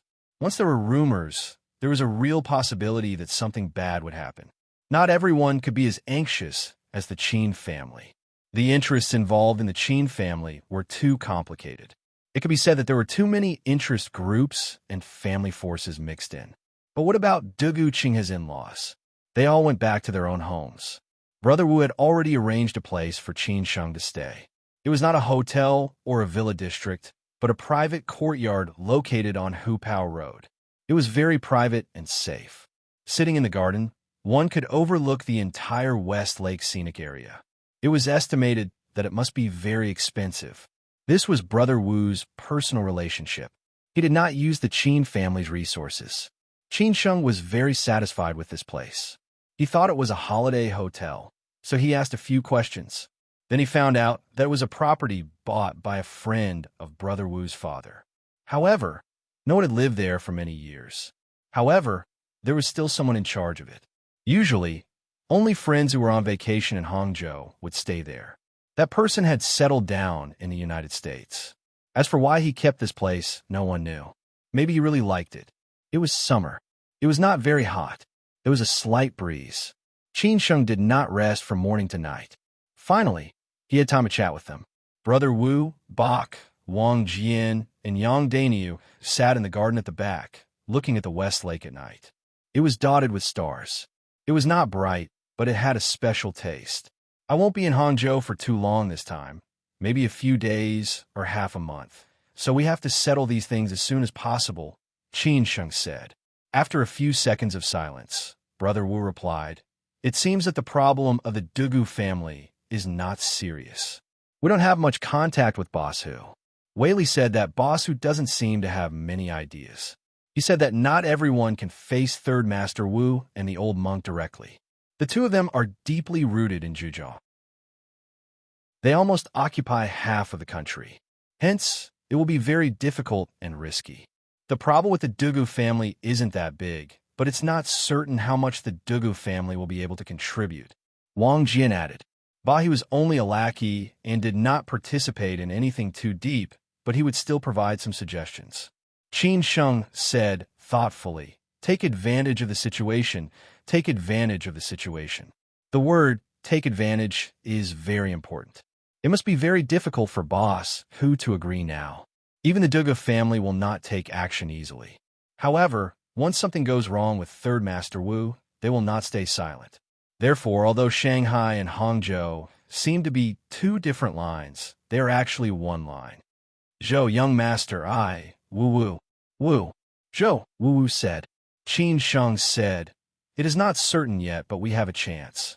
Whether we can succeed or not, we still have to wait for the news." "Young master, how are you going to talk to the Dugu family tomorrow?" Wang Jian frowned and asked. He thought it would be easy, but now he felt that it was not so simple. Qin Sheng continued, "Let's talk about the intention first. We can only act according to the situation. By the way, is there any movement from the old monk?" Wu said meaningfully, "Quiet, very quiet, so quiet that it is a little scary. There is no movement at all. It is said that the Yin family also looked for the old monk, but he rejected them directly. There must be something unusual. This is interesting, but it is still beneficial to us. If the old monk is also involved, we will be in big trouble. I hope we will not meet the old monk during this period in Hangzhou, in case he regrets it," Qin Sheng said quietly, but he was still thinking about the old monk's movement. This did not seem to be the old monk style. Wu followed and said, "Young master, don't worry. We will continue to keep an eye on the old monk. If there is any movement, we will report to you in time." After talking about these things, Qin Sheng arranged for someone to meet with him tomorrow. The others continued to do their own things. In the end, Qin Sheng went back to his room to sleep. Before going to bed, Qin Sheng called Lin Su because he saw that Lin Su had sent him a WeChat message. He guessed that Lin Su was still awake. After the call went through, Qin Sheng found out that Lin Su had just come back from overtime. This made Qin Sheng's heart ache. Naturally, he said some nice words. Although these words could not help Lin Su reduce her work pressure, it would definitely make her feel better. Finally, Qin Sheng talked about meeting Lin Zhe tonight and asked Lin Su what her brother, Lin Zhe, was doing in Hangzhou recently. Lin Su frowned and said that she was not sure. She did not have much contact with this brother. Qin Sheng did not say anything more, but he would definitely keep an eye on this guy later. Otherwise, if something really happened, Qin Sheng would have to clean up his mess even if he did not want to. This was troublesome. The weather was good when he woke up in the morning. Qin Sheng practiced martial arts in the yard for a while. Recently, he had been too busy and almost did not go to the gym. No wonder he was a little tired. After he was done with his work, he would have to make up for it. During the day, he stood in the yard and looked at the whole West Lake scenic area. The scenery was really beautiful. Qin Sheng stayed for a long time before he went to the dining room for breakfast. The chef was hired from a nearby 5-star hotel. All the ingredients were prepared yesterday, so the breakfast looked very sumptuous. Qin Sheng, who had a good appetite, ate a lot. Yang Daniu even gobbled down the food. This guy's table manners could be compared with Qin Sheng's. They set off for Shifeng, which was not very far away. It should be very close. The Dugu family could have a private manor here, which showed that they were really powerful. Of course, they only told the public that it was a tea garden. When Qin Sheng arrived, Wei Li and Dugu Qingning were already there. Unexpectedly, Caillou was also here. Qin Sheng really did not expect this. Could it be that this woman really fell in love with him and intended to fly into the fire like a moth? Caillou was the first to see Qin Sheng. She put down the drawing board in her hand and walked over with a smile. She said, "You did not expect this, did you?" Qin Sheng was a little embarrassed. "I did not expect this." Today, Caillou looked purer and cuter than last night. She was wearing a floral dress and slippers. It seemed that she did not have any makeup on. She was still beautiful. "Don't think too much. I happened to come here to sketch today. Some of my friends heard that you were coming, so I came to say hello to you." Caillou lied to herself. In fact, it was Dugu Qingning who told her that he would talk with Qin Sheng here today. That was why Caillou brought her classmates here to sketch. This reason just happened to not make Qin Sheng think too much. Qin Sheng did not bother to think about whether it was true or not. He smiled and said, "Oh, then you can draw well. You can also show me your work later." "Okay." Caillou nodded and did not disturb Qin Sheng anymore. She continued to sketch with her classmates. Qin Sheng walked directly to the viewing platform where Wei Li and Dugu Qingning were. From here, he could see all the tea garden. Although there was no lingering cloud and mist today, the scenery was still very beautiful. Today's meeting was different from yesterday. Everyone was very serious. Wei Li and Dugu Qingning smiled and said hello to Qin Sheng. There were only the three of them on the viewing platform. The others were waiting outside and would definitely not disturb them. After Qin Sheng sat down, he took the tea poured by Dugu Qingning and said directly, "Lao Wei, don't be polite. We are already familiar with each other. Let's get straight to the point." Looking at Dugu Qingning, Wei Li said, "Qingning, what I said in the past is what I said. Now, if you have any questions, you can ask Lao Qin directly. You don't need to be afraid of my existence. You don't need to think that things can't go well or that we can't be friends. These are not involved. The only thing I can say is that Lao Qin's business in Hangzhou is also my business. Our Wei family will definitely do our best to help him. You can talk about the rest." Wei Li was just a middleman. The rest of the things needed to be talked about face to face.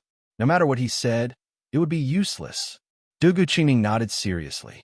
Then he looked at Qin Sheng and said, "Master Qin, you also know that Third Master Wu has a lot of connections in Zhujiang. It is definitely impossible for our Dugu family to take the initiative to take action. Lao Wei said that Third Master Wu will be in trouble. At that time, our Dugu family will take action. I want to confirm this with you." Qin Sheng said calmly, "I know this. If I were you, I would not offend Third Master Wu rashly. The price to pay is too high. It is completely unnecessary. So you can be sure that as long as nothing happens to Third Master Wu, the Dugu family will not take action." Dugu Qingning continued, "Secondly, even if something happens to Third Master Wu, it is not to say that we are not a match for him with the power of the Dugu family. However, even if we can get benefits, we will pay too much. It is not worthwhile. So besides our Dugu family, do we have any allies?" Qin Sheng said with a smile, "Our Qin family will definitely be the main force. Wei Li will also help us. So the Dugu family is not the only one. Moreover, we are also contacting Boss Hu. I will tell you the details after I meet him." What Qin Sheng had said was within Dugu Qingning's expectation. Dugu Qingning continued to ask, "Also, how much benefits can our Dugu family get from Third Master Wu?" This was the most important thing. If there was no benefit, one would not get up early. After such a big scene, if they could not get anything in the end and paid too much, it would not be worth it. Qin Sheng already had a plan. He replied, "I can't guarantee this. How much benefits can your Dugu family get depends on your ability. Anyway, our Qin family will not take part in the matter of sharing the cake. We don't care about such a little benefit. Qin Sheng said this with confidence. It was nothing more than benefits. The Qin family's business was much bigger than this. They really did not care about it. Dugu Qingning frowned slightly, but did not say anything. He would talk to his family about this, which was a little different from what he had expected. Dugu Qingning asked directly, "How likely is it that boss will be killed?" Qin Sheng replied, "I am not sure." Dugu Qingning continued to ask, "When will third master Wu be killed?" "I'm not sure, but it will not be long." Dugu Qingning gritted his teeth and said, "One last question.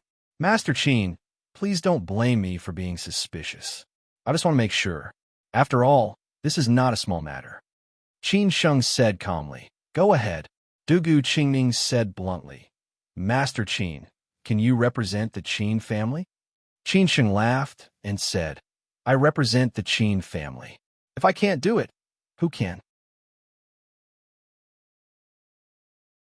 Chapter 702. Sooner or later, Dugu Qingning was a little uneasy when he asked this question.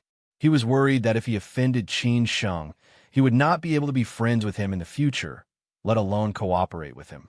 It was not because he was too cautious, but because it was possible. After all, he did not know what kind of person Qin Sheng was. If Qin Sheng was really sensitive, he might really get angry. Dugu Qingning had experienced this kind of thing before, so he was a little worried. However, Dugu Qingning had to ask this question because it was definitely not a small matter. If the Dugu family chose to deal with Third Master Wu, they would definitely pay a high price. After all, Third Master Wu's influence in Zhejiang was deep-rooted. If he ended up empty-handed in the end, then the Dugu family situation would become even worse. Then, the elders would definitely blame him. He did not want to be a sinner of the Dugu family, so he had to know the answer. If he could represent the Dugu family, could Qin Sheng represent the Qin family? As for Qin Sheng, he was not angry at all. He could understand Dugu Qingning's thoughts. If Dugu Qingning had agreed casually, Qin Sheng would have been a little worried. Actually, when Dugu Qingning asked this question, Wei Li was also startled. It did not occur to him that Dugu Qingning would be so rash as to ask this question without discussing it with him at all. If Dugu Qingning was really angry, even he would be implicated. Fortunately, Qin Sheng did not get angry and answered truthfully. After hearing this answer, Dugu Qingning nodded with a satisfied smile. From Qin Sheng's answer, he could tell that Qin Sheng was indeed very confident. Of course, whether he could really believe Qin Sheng or not depended on what Qin Sheng would do next. Dugu Qingning let out a long sigh of relief and said with a smile, "Master Qin, are you angry that I asked this question?" Qin Sheng held the teacup and said calmly, "If I'm so stingy, you don't need to cooperate with me. This is the same as me asking Wei Li whether you can represent the Dugu family or not. We must be honest with each other so that we can cooperate happily and avoid any problems in the future." Dugu Qingning also said happily, "Then I hope we can cooperate happily. I also hope that everything in Hangzhou will go smoothly." Qin Sheng stood up and took the initiative to shake hands with him as he said, "Happy cooperation." For the rest of the time, they talked about trivial things. Wei Li asked about Qin Sheng's work in Shanghai.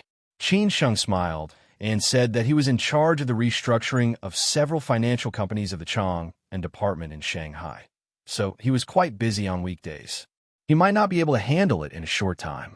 Wei Li said to Dugu Qingning with a smile, "In that case, we can often go to Shanghai to visit Lao Qin. I'm quite familiar with Shanghai." They had lunch in this tea garden. As the host, Dugu Qingning took the initiative to entertain Qin Sheng. He had prepared some exquisite Hangzhou dishes and many refreshments.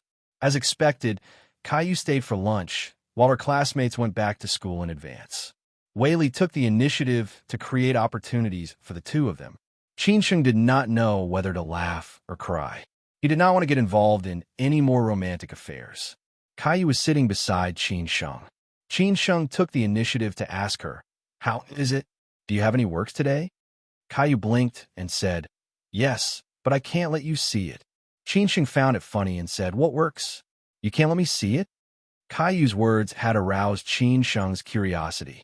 After thinking for a while, Qin Sheng said, If you let me see your works, I might introduce you to a master in the painting and calligraphy circle. It seems that the master's independent courtyard is in my Jiawu. I think the people in the China Academy of Fine Arts should know who this master is, right? The master Qin Sheng was talking about was naturally Mr. Liu, a big shot in the painting and calligraphy circle. Qin Sheng had visited Mr. Liu many times before, but they had not contacted each other since the accident.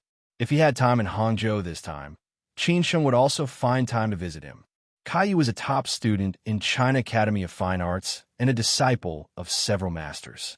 How could she not know Mr. Liu's name? In recent years, Mr. Liu's paintings and calligraphy works have been sold at high prices. Caillou was surprised and said, "You mean Mr. Liu?" Qin Sheng smiled faintly and said, "Even you know it. Then will you let me see it? I'm a semi-professional and can give you some comments." Caillou curled her lips. It seemed that she did not believe Qin Sheng's words. After hesitating for a while, she decided to say, "I'll let you see it. You can't make fun of me." Qin Sheng was surprised and said, "I won't." When Caillou took out the work she had just sketched, Qin Sheng finally knew why Caillou had not allowed him to see it. It turned out that Caillou's work today was about him. The content was the scene when they had been chatting on the observation deck just now. She had only simulated Wei Li and Dugu Qingning and mainly described Qin Sheng. Qin Sheng didn't know what to say. Was he so charming? Why did this girl pay so much attention to him now? Did she really like him? Didn't she know that this kind of love was doomed to be fruitless? Wei Li also saw the works and muttered, "Caillou, I'm a little jealous. You're too partial. Why is Qingning and I so vague?" Caillou had a headache. If she had known this, she would not have taken it out. She had to explain in a hurry. "Brother Wei, don't think too much. I've painted too many works for you. I'm afraid you're all tired of them." Wei Li found it funny and said, "You're good at talking." After lunch, Qin Sheng waved goodbye to Wei Li, Dugu Qingning, and the others. Caillou watched Qin Sheng leave reluctantly until Qin Sheng got in the car and drove out of the tea garden. Dugu Qingning sighed and said, I've tried my best. The rest is up to you." It could be seen that Caillou might have fallen in love with Qin Sheng. Wei Li took the initiative to persuade her. "Caillou, it's okay if you like him. Don't take it seriously. Otherwise, you're the one who'll be hurt. He is destined to be in a different world from you. Let bygones be bygones." Caillou didn't know what to say at the moment. She stood there feeling a little wronged. Maybe, as Brother Wei said, it was destined to be impossible. It was just her wishful thinking. Moreover, he already had a girlfriend who was prettier and more outstanding than her. After Qin Sheng left the Dugu family's manor, he went to Jiushi Rose Garden Villa. Since it was not far away, he wanted to visit Chao Da's family. They had been separated for more than half a year. After a few cars arrived at Jiushi Rose Garden, Brother Wu found a way to get the security guards to let them drive directly into the community. In the end, they stopped at a distance from the Chao family's villa. Qin Sheng got out of the car and walked over. Yang Dainiu and Brother Wu followed behind him. The others stayed in the car. When Qin Sheng walked to the entrance of the Chao family's villa, the door of the villa was unexpectedly open. On the lawn in the courtyard, Chao Da's concubine, Mina, was playing with her daughter, Chao Yu.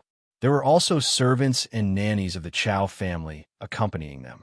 It was a happy and warm scene. Mina was still so sexy and charming. She was wearing a tight dress, showing off her perfect figure.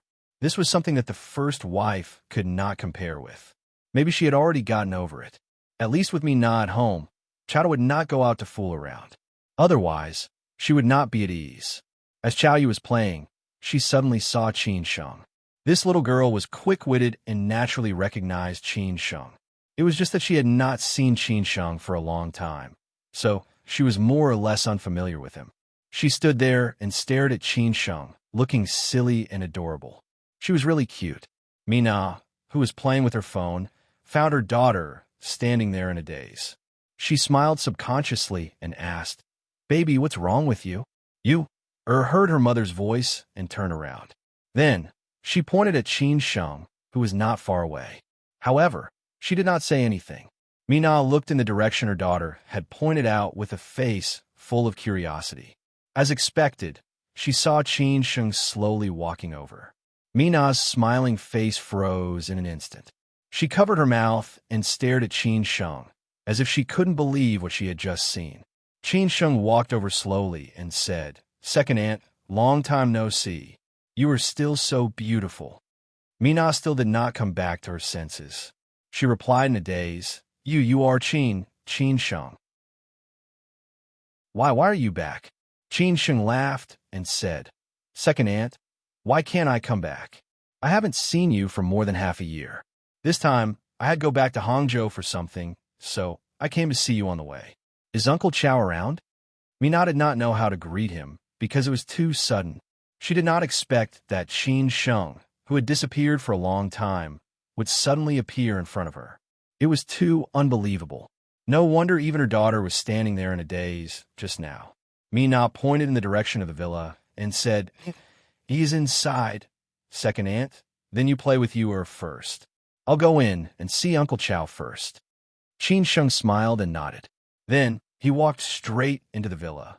Yang Dainiu and Brother Wu stayed in the yard and did not go in rashly. Naturally, nothing would happen to Qin Sheng here. Mina stood there and watched Qin Sheng walk away. She still could not believe it. She thought that she had seen the wrong person. In the living room of the villa, Chowder was reading the news on his phone. During this period of time, he had been very relaxed. Anyway, his business had been sold to others, and he only had a little family business left. Now, he did not have to worry about anything. He just had to wait for his son to graduate and take over. When Qin Sheng walked in, Chowder did not hear him. He was getting older, and his hearing was getting worse. The nanny recognized Qin Sheng and wanted to greet him, but Qin Sheng signaled her not to speak. Then, Qin Sheng slowly walked into the living room and saw Chowder looking at his phone. More than half a year had passed. Uncle Chow did not seem to have changed much except that he had become older. Qin Sheng took a deep breath and then called out to Chowder, who was watching the news, "Uncle Chow." Chowder was shocked when he heard the voice. He was about to complain about who did not know the rules, but when he looked up and saw that it was Qin Sheng, Chowder was instantly stunned. Qin Sheng? However, Chowder's reaction was not as slow as Mina's. He quickly came back to his senses. He was not surprised that Qin Sheng would suddenly come back, because it would happen sooner or later. He had been waiting for this day, because he knew that Qin Sheng was not dead. Therefore, Chowder just smiled and said, "You're back." Chapter 703. Take a Gamble. Mina was just a woman who lived like a princess. Of course, she was a little shocked to see Qin Sheng all of a sudden.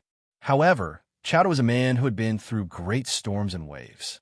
He was not too surprised by such a small thing. It was just that it was so sudden that he was slightly surprised. Chowder should be the first to know that Qin Sheng was not dead. After all, when Qin Sheng came to Hangzhou, it was he who had discussed with Zhuangzhou. During the period when Qin Sheng was in Hangzhou, Chowder would also tell Zhuangzhou immediately if there was any movement, because he knew that Zhuangzhou represented Qin Sheng. At that time, Chowder knew better than anyone else what had happened to Qin Sheng. He also knew that the Qin family had let Qin Sheng go free behind the scenes, but at the same time, they had been keeping an eye on him in secret. Consequently, Chowder had not intervened and allowed Qin Sheng to leave Hangzhou. Later, Chowder also knew about the process of the chase and escape. This was all told by Zhuangzhou. Therefore, he knew that Qin Sheng was not dead immediately. Later, Zhuangzhou told Chowder that the Qin family had already taken Qin Sheng back to the Qin family. Qin Sheng was no longer the Qin Sheng from before. From now on, Qin Sheng was the eldest young master of the Qin family, as well as the only heir of Qin Chang'an and the Qin family. Chowder was very happy about this news. It meant that Qin Sheng's efforts in Hangzhou would finally be rewarded. However, to Chowder's surprise, there was no news of Qin Sheng after that.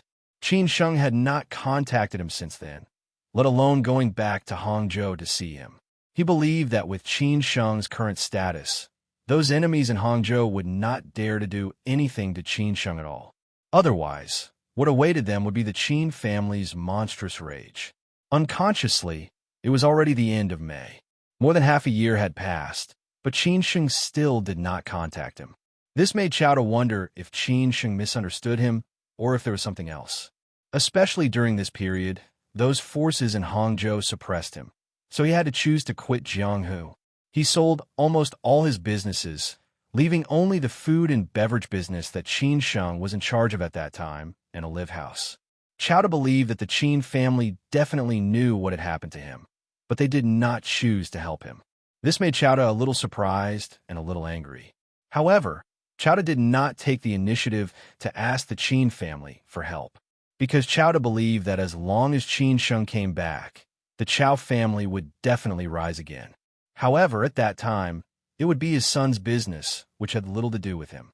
He was already old. Some time ago, when Anji, Yu Fengji, and Liu Yuan collectively resigned and returned to Shanghai, Chowda knew that Qin Sheng might have arrived in Shanghai, although they used other reasons and excuses. All along, Chowda had not deliberately inquired about Qin Sheng's news. He believed that his previous efforts would definitely be rewarded. The Qin family had not helped him, and Qin Sheng had not contacted him. They definitely had their reasons. However, these were all things that would happen sooner or later. Therefore, Chowda just went with the flow. Now, Qin Sheng had finally appeared. The thing that Chowda had been thinking about had finally been settled. You're back. Chowda's calmness was within Qin Sheng's expectations. After all, he already knew that Chowda was merely a pawn of the Qin family. Back then, everything he had done in Hangzhou was instructed by the Qin family. Chowda slowly stood up and walked over. He said, "Then sit down. You're not an outsider, so I won't stand on ceremony with you." Qin Sheng smiled and sat next to Chowda. At the same time, he asked the maid to pour tea for Qin Sheng. At this time, Mina came in with Yuer. She finally came back to her senses and returned to normal. She greeted him very politely. "Qin Sheng, when did you return to Hangzhou? I haven't seen you contact us for such a long time. Is there anything wrong?" Mina was more approachable. In the past, she got along very well with Qin Sheng. They treated each other like friends. After all, their age difference was not big, so there was no generation gap. When Qin Sheng got along with Chowda's wife, he had to treat her like an elder. He was more well-behaved and cautious. "I just came back yesterday. Today, I came to visit Uncle Chow.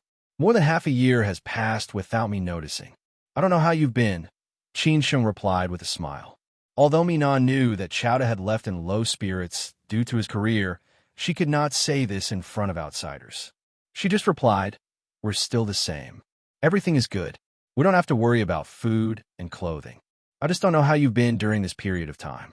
Qin Sheng glanced at Chowda and said, "Second aunt, I'm doing well. I did encounter some problems in the past, but they've all been resolved. Uncle Chow knows about this." Oh, that's good. That's good." Mina smiled faintly. Since Mina was here, Chowda could not talk about business with Qin Sheng. He waved his hand and said, "You take Yuer out to play. I have something to talk to Qin Sheng about." Mina nodded. After she said goodbye to Qin Sheng, she left with her daughter. "It's been so long since you came back to Hangzhou. I guess you already know what happened in the past. Do you have a grudge against me and blame me for hiding it from you?" Chowda went straight to the point. He had no desire for anything, so there was no need to hide it. Otherwise, it would make Qin Sheng uncomfortable. Chowda's straightforwardness was exactly what Qin Sheng wanted. Qin Sheng smiled and said, "To be honest, I was a little resentful at the beginning. But this resentment was not towards you, Uncle Chow. It was only towards the old man. Later on, I figured out a lot of things, so I didn't have any resentment. After all, it's not up to you. Anyway, I'm still very grateful to Uncle Chow for taking care of me in the past. The reason why I came back so late was that I was always entangled with various things." "You really don't have any resentment?" Chowda asked again. Qin Sheng laughed and said, "I really don't have any resentment. Uncle Chow, you don't have to doubt this. If I really had resentment, I wouldn't have come to see you. After all, it's between you and the old man. In the end, it has nothing to do with me." Since Qin Sheng had said so, Chowda was relieved and said, "That's good." When they met again, their status was not the same as before. However, even at that time, Chowda was still very respectful to Qin Sheng. In the eyes of outsiders, this was not the attitude of an elder to a junior. It was more like the way between friends. As for the reason, Only Chowda himself knew at that time. Now, when Chowda faced Qin Sheng again, he really had to be polite. This was the young master of the Qin family, the successor of Qin Chang'an. Chowda asked casually, "So, did you come back to Hangzhou for something this time? Or did you just come back to have a look?" Qin Sheng said, thoughtfully, "I haven't come back for a long time. It just so happens that I have something to do, so I came back to have a look. Some stories of the old places and old people need to be explained from the beginning to the end, and some at least need to be settled." After hearing this, Chowda was very clear about what Qin Sheng came back for. Obviously, he was going to take revenge. However, Chowda did not know about these things that happened during this period. At the same time, he did not care about them. He turned a deaf ear to what was going on outside and focused on drinking tea and growing flowers. Chowda kindly reminded, "I can't help you now. You must be careful. Those people are not ordinary. They are all experienced in Jianghu." Qin Sheng asked with interest, "Uncle Chow, you don't have to worry about these. I have made some preparations. However, I heard that Uncle Chow almost sold all his businesses under the pressure of several forces. Now that I am back, I will definitely help Uncle Chow vent his anger. At that time, I will give Uncle Chow a share of the cake. You don't need to do anything. Just take it as me returning your favor." Qin Sheng's words were very straightforward. After all, Chowda was an old fox for many years. How could he not understand what Qin Sheng meant? What Qin Sheng meant was that he came back for revenge. As for how he would do it, Chowda did not know.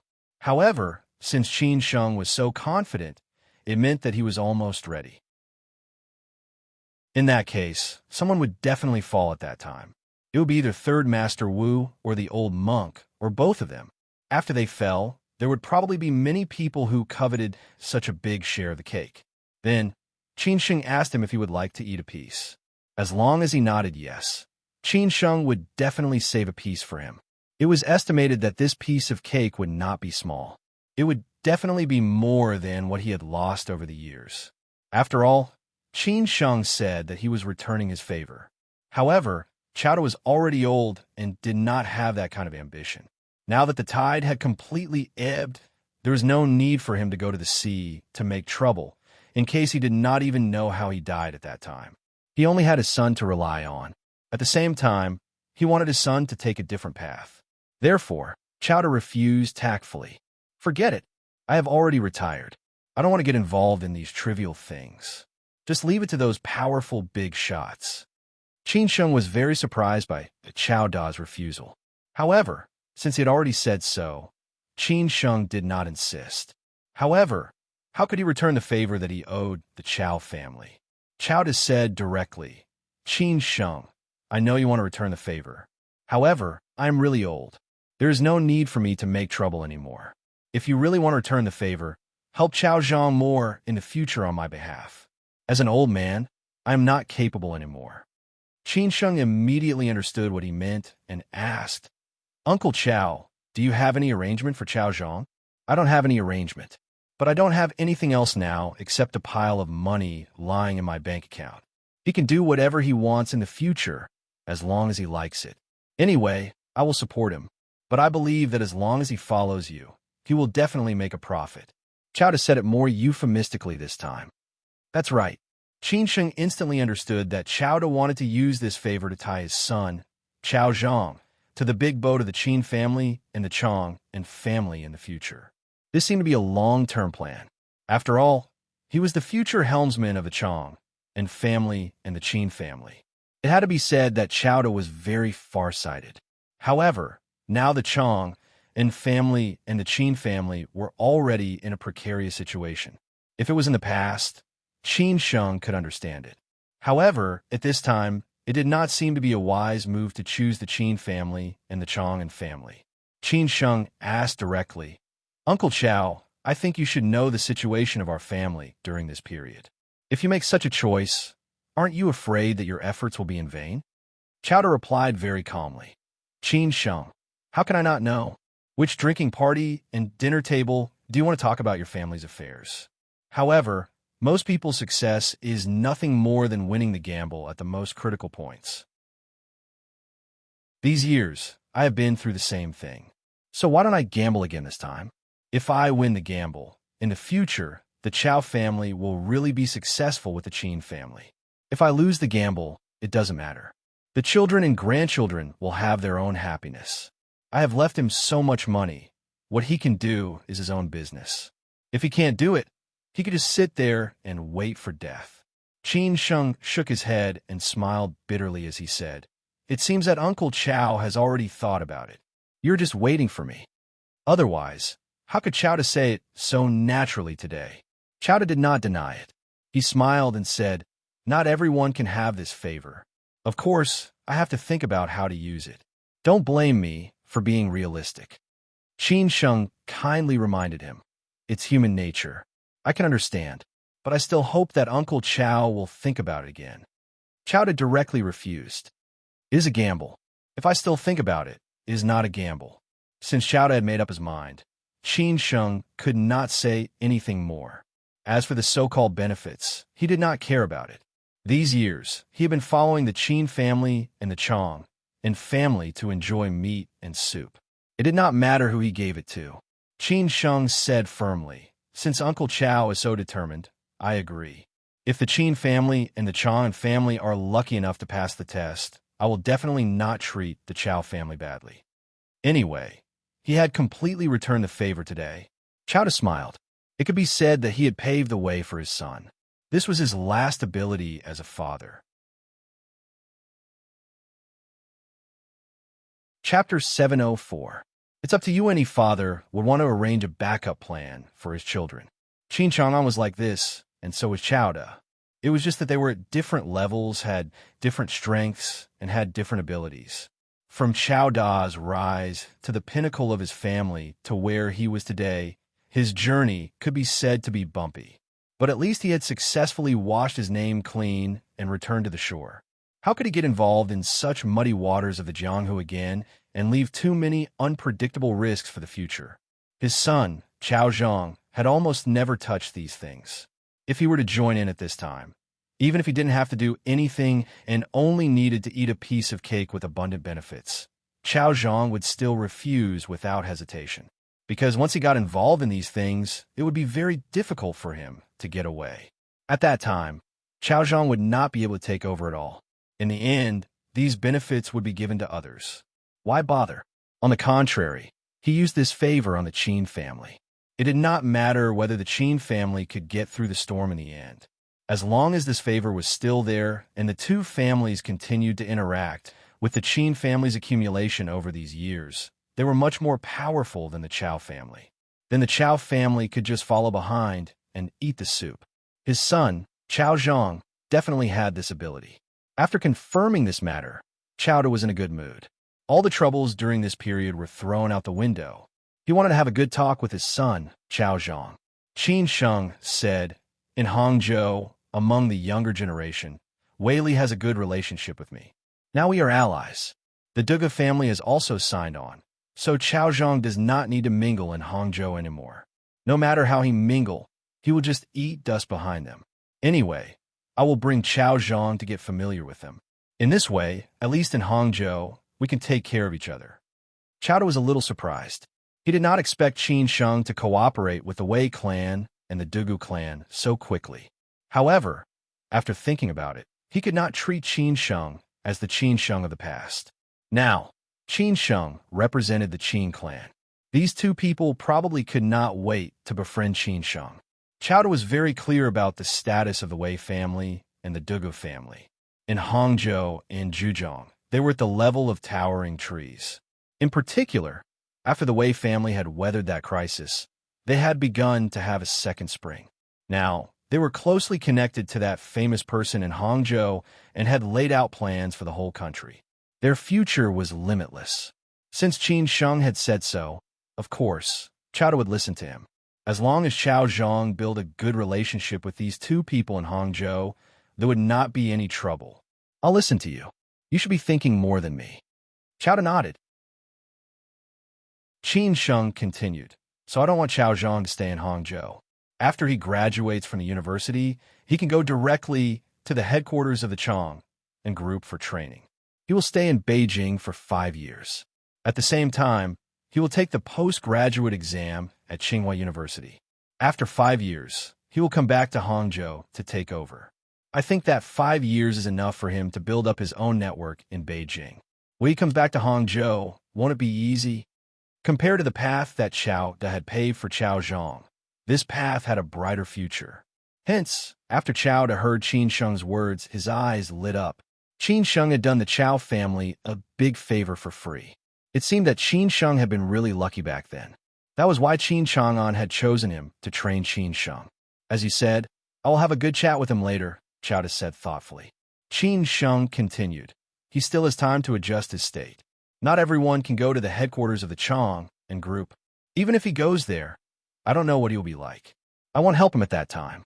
So during the period before he graduates, let him work hard to enrich himself. Otherwise, when he embarrasses himself there, it will be Uncle Chao's face that he will lose. You don't have to worry about this. Chao Zhang is still working hard. He is not the kind of rich playboy who only knows how to eat, drink, and have fun. During this period, he has been working hard, Chao Da said solemnly. They had talked about what needed to be talked about. There was not much greeting and reminiscing about the past. For the current Qin Sheng, those things in the past did not matter. Moreover, those things with Chao Da were all arranged by the Qin family. It was not interesting to talk about them. Qin Sheng asked with a smile, "Is First Aunt here?" She went to Hong Kong with a few friends these days. Apart from shopping and buying things, she doesn't worry about anything. If it weren't for Mina, I don't know how messy this family would be, Chao Da said in a bad mood. As for the Chao family's affairs, Qin Sheng did not bother to comment. His first wife, Ji Min, was born in a rich family and had never suffered any grievances. The reason why he agreed to let me not marry into the family was that he wanted to worry less. He could let me not handle the family affairs. She only needed to show her face in front of the stage. I'm going to stay in Hangzhou for a few days. She should be back in 2 days. At that time, we will invite you at home to draw a perfect end to the past. Chao Da took the initiative to invite Qin Sheng. Qin Sheng thought for a moment and smiled. I will be in Hangzhou during this period. Let's contact each other by phone when First Aunt comes back. I miss them a little. It was almost time. It would be meaningless to stay any longer. Qin Sheng's time in Hangzhou was relatively precious. After saying goodbye, Qin Sheng stood up and was ready to leave. Chao Da walked Qin Sheng out personally. Mina, who was in the yard outside, saw that Qin Sheng was about to leave. She hurried over and said, "Qin Sheng, what's wrong? You're leaving so soon? I haven't had a good chat with you." Second Aunt, wait for me to come over next time. I will have a good chat with you. There are a lot of things to do today, so I just came over to report, Qin Sheng said with a smile. Mina said politely, "Okay, then I will wait for you. If you need anything in Hangzhou, feel free to call me. Don't forget that this is also your home." Whether it was polite or sincere, this kind of words made people feel very comfortable. Qin Sheng touched Yuer's head and smiled. "Yuer, I am leaving." Yuer was still not used to Qin Sheng. Although she used to play with Qin Sheng often, a child was a child after all. So she hugged her mother and hid. Qin Sheng laughed and continued to walk out. As soon as the crowd reached the entrance, they saw Chao Zhang driving his bright red Ferrari back. After getting off the car, he was obviously a little surprised to see so many people at the entrance. Following that, he seemed to recognize Qin Sheng and walked over excitedly. However, before he could reach Qin Sheng, he was stopped by Yang Daniyu and Brother Wu. Chao Zhang looked unhappy. He did not know what was going on. After Qin Sheng waved his hand, Yang Daniyu and Brother Wu let Chao Zhang walk over. Chao Zhang was not angry because of this. He just shouted excitedly, "Qin Sheng, why are you here?" Maybe because he was too happy. Chao Zhang used to call Qin Sheng Brother Qin. Today, he called Qin Sheng. After Chao Da heard that, he scolded, "Don't be rude. Call Qin Sheng Brother Qin." Qin Sheng shook his head and said with a smile, "It's okay. Names are for people to call." Chao Zhang also reacted and quickly changed his words. "Brother Qin, I am sorry. I was too excited. I did not expect to see you today." Qin Sheng patted Chao Zhang's shoulder and smiled.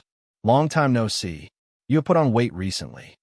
You only know how to eat and drink every day. It would be strange if you are not fat." Chao Da laughed and scolded him. However, he was satisfied with his son and did not make him worry too much. Qin Sheng already had an appointment with his friends, so he did not intend to stay for too long. He said directly, "I will talk to you next time. I have something to do today. I will leave first." "You're leaving so soon?" Chao Zhang said in surprise. He originally wanted to have a good chat with Qin Sheng. At this time, the two cars of the Qin family had arrived. After Qin Sheng said goodbye to the Chao family, he directly got in the car and left. Although the two luxury cars were not worth more than $1 million, it was nothing for the Chao family. The cars in the garage of the Chao family added up to more than $10 million. However, the people around Qin Sheng were obviously not ordinary people. Chao Da, who had retired from Jianghu, knew better than anyone else. Chao Zhang could also feel it. After Qin Sheng left, Chao Zhang, who was standing at the door, frowned and asked, "Dad, why did Qin Sheng suddenly come back? He has changed a lot. He is like a different person from before." Chao Zhang called Qin Sheng's name again. Chao Zhang was very clear about what this guy was thinking. He probably thought that no matter how powerful Qin Sheng was, he was just a subordinate of the Chao family. As the young master of the Chao family, he called Qin Sheng Brother Qin to give him face. Directly calling Qin Sheng by his name was not doing anything at all. Chao Da scolded, "I will say it again. In the future, whether in front of others or behind my back, call me Brother Qin. Don't let me hear you call Qin Sheng by his name again.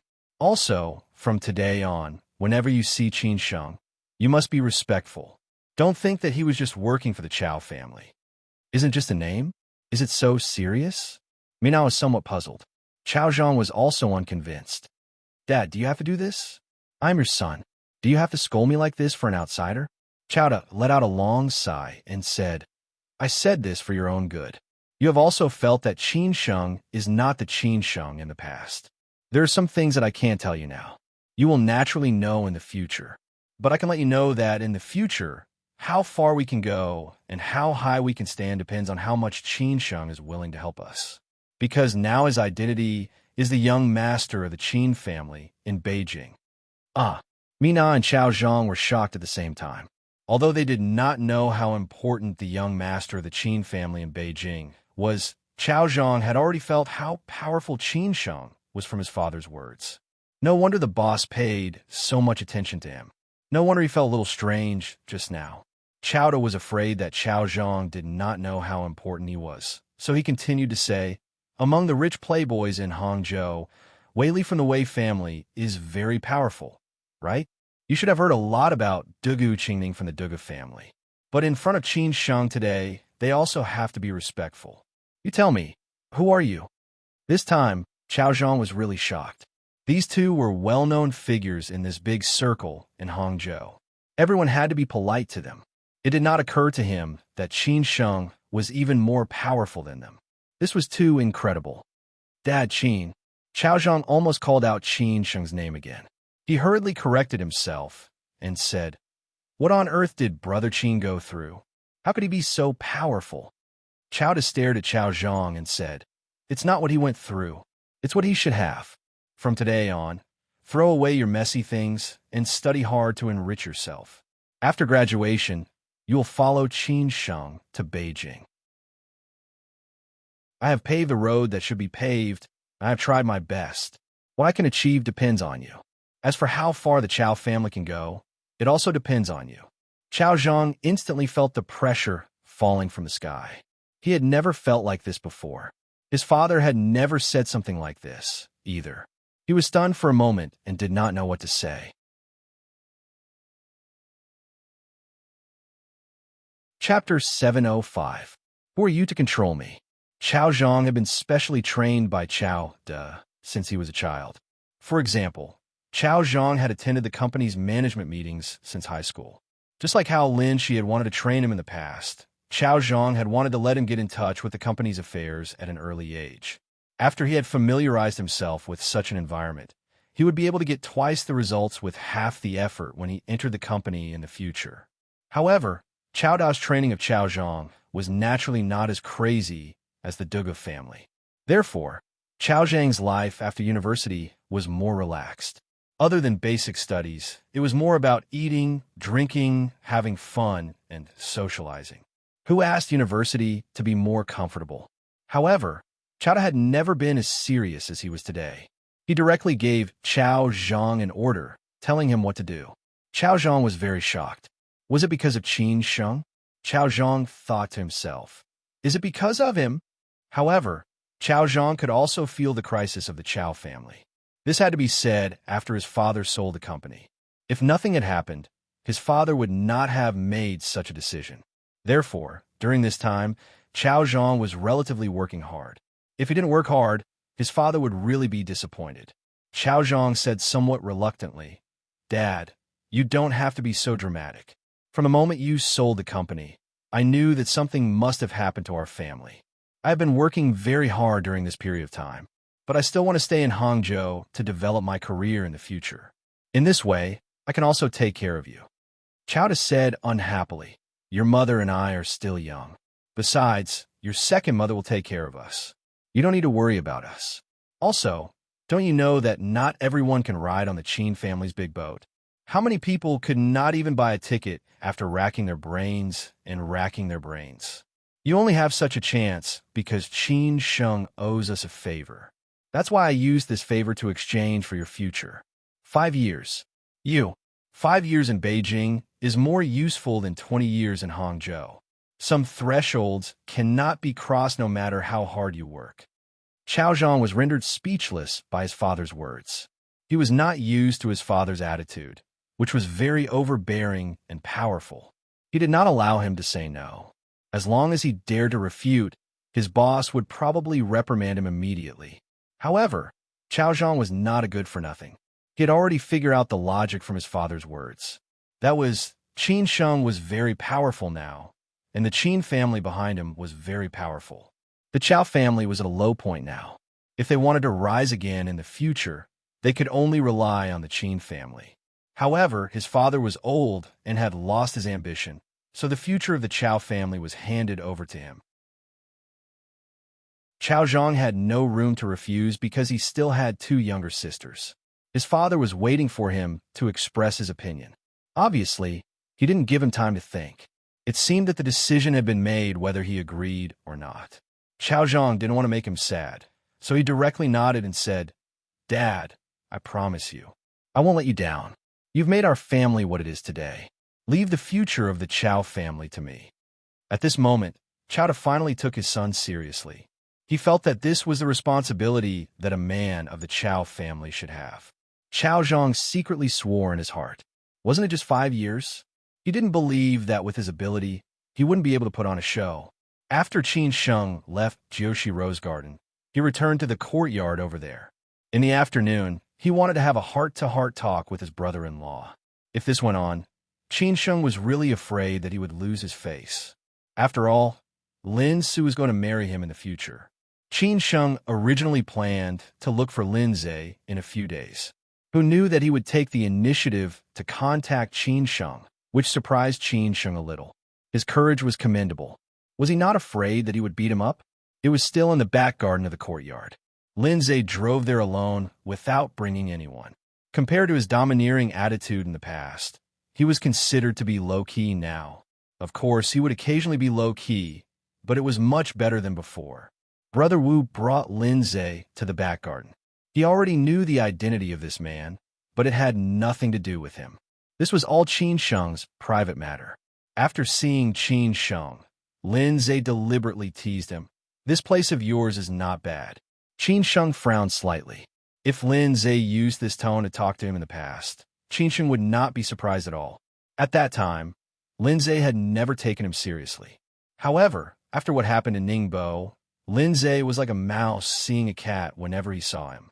He did not dare to be as respectful and well-behaved as he used to be. Today, he returned to the way he used to be, which was interesting. Qin Sheng wanted to see what he was up to. He very calmly said, "Take a seat." Lin Zhe dared to take the initiative to look for Qin Sheng today, which meant that he did not intend to be afraid of Qin Sheng. He was very clear in his heart that if he continued to be like this brother-in-law of his would really look down on him from the bottom of his heart. Therefore, he had to look up to himself first so that they could continue to get along in the future. The servant of the courtyard brewed tea for Lindsay. There were also many fruits and refreshments on the table. Lindsay randomly picked up a banana, directly peeled it, and directly ate it. He did not care about the look of Qin Sheng and the others at all, and did not care about it all. Brother Wu could not sit still anymore. They were both from rich playboys, but he had never seen such an arrogant person. Qin Sheng was not angry at all. He casually waved his hand to signal them to calm down and let Lindsay continue to perform. After eating a banana, Lindsay said, "I know you look down on me. If it were not for Lin Su, you probably would not even look at a rich playboy like me, who just eats and waits for death. But there is no other way. I am Lin Su's brother, the eldest son of the Lin family. No matter how disgusting you are, you still have to face it." Qin Sheng squinted and said, "We have the same father, but different mothers." Lindsay said confidently, "We are related by blood, even though we have the same father, but different mothers. To be honest, after what happened in Ningbo, I was indeed a little afraid of you. But last night, I figured it out. Why should I be afraid of you? You can look down on me, but it has nothing to do with me. At worst, we won't see each other again. You are the superior young master of the Qin family, and I could be a rich second generation who is just eating and waiting to die."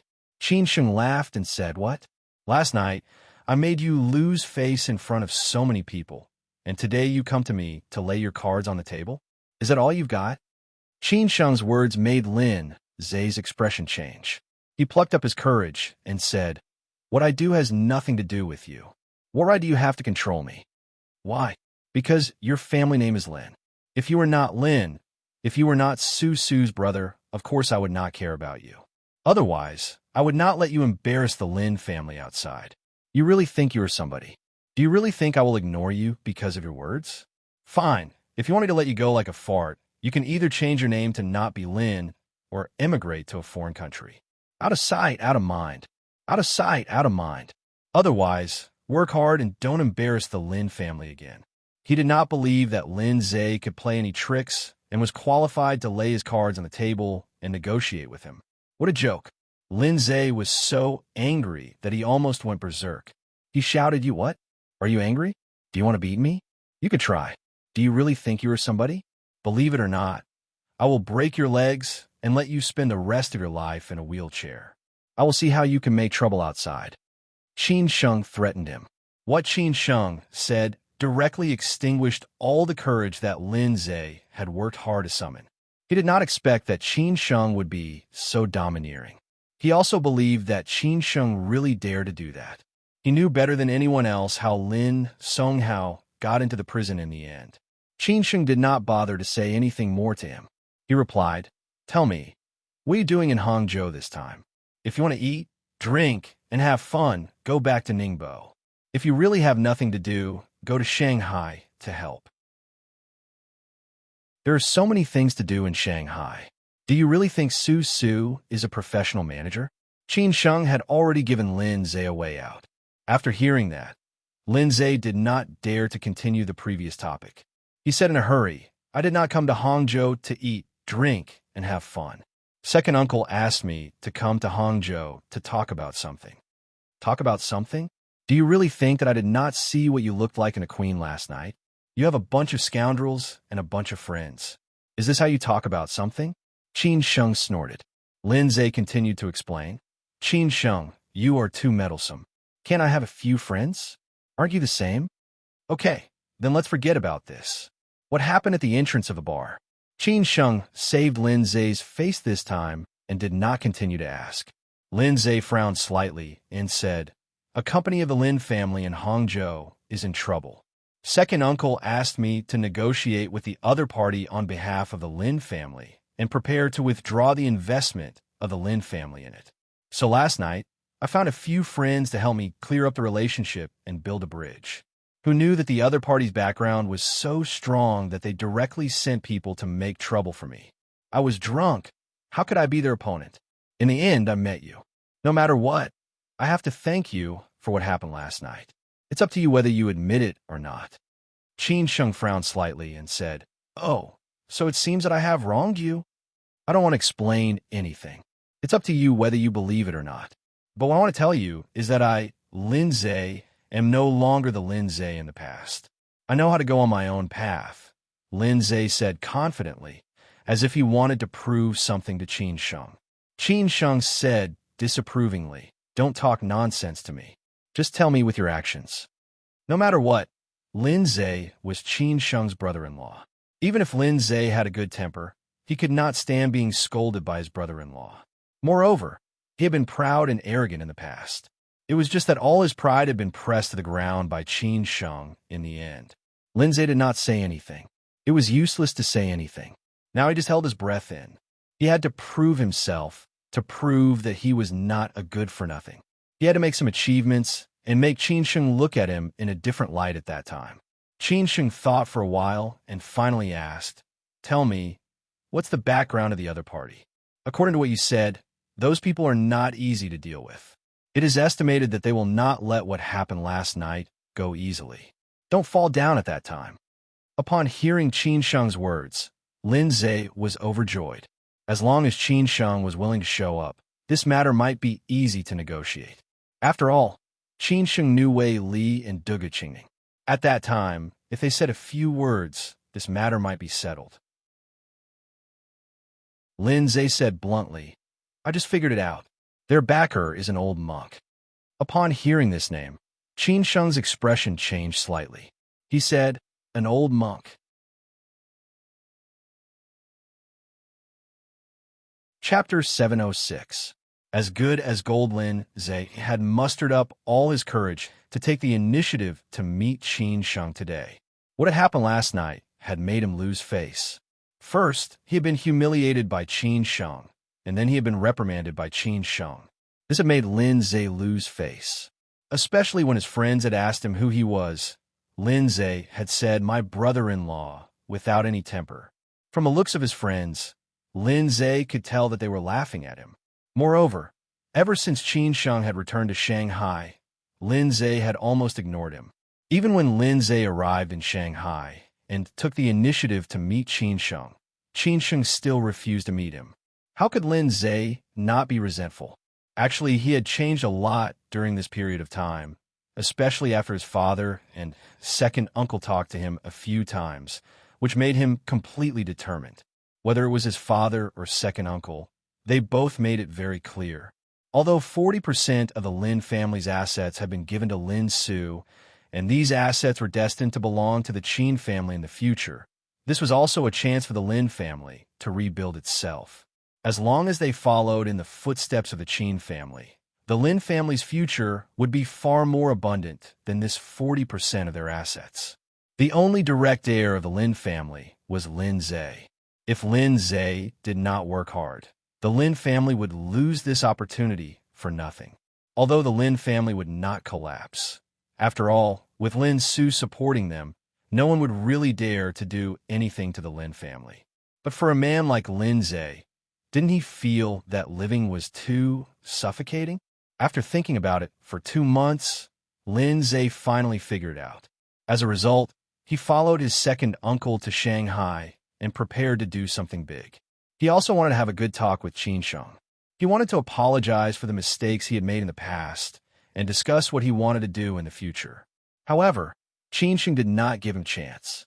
However, it had never occurred to him that he would meet Qin Sheng outside the Queen's bar last night.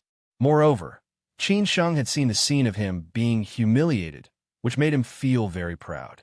Then, Qin Sheng lectured him, which made him collapse mentally.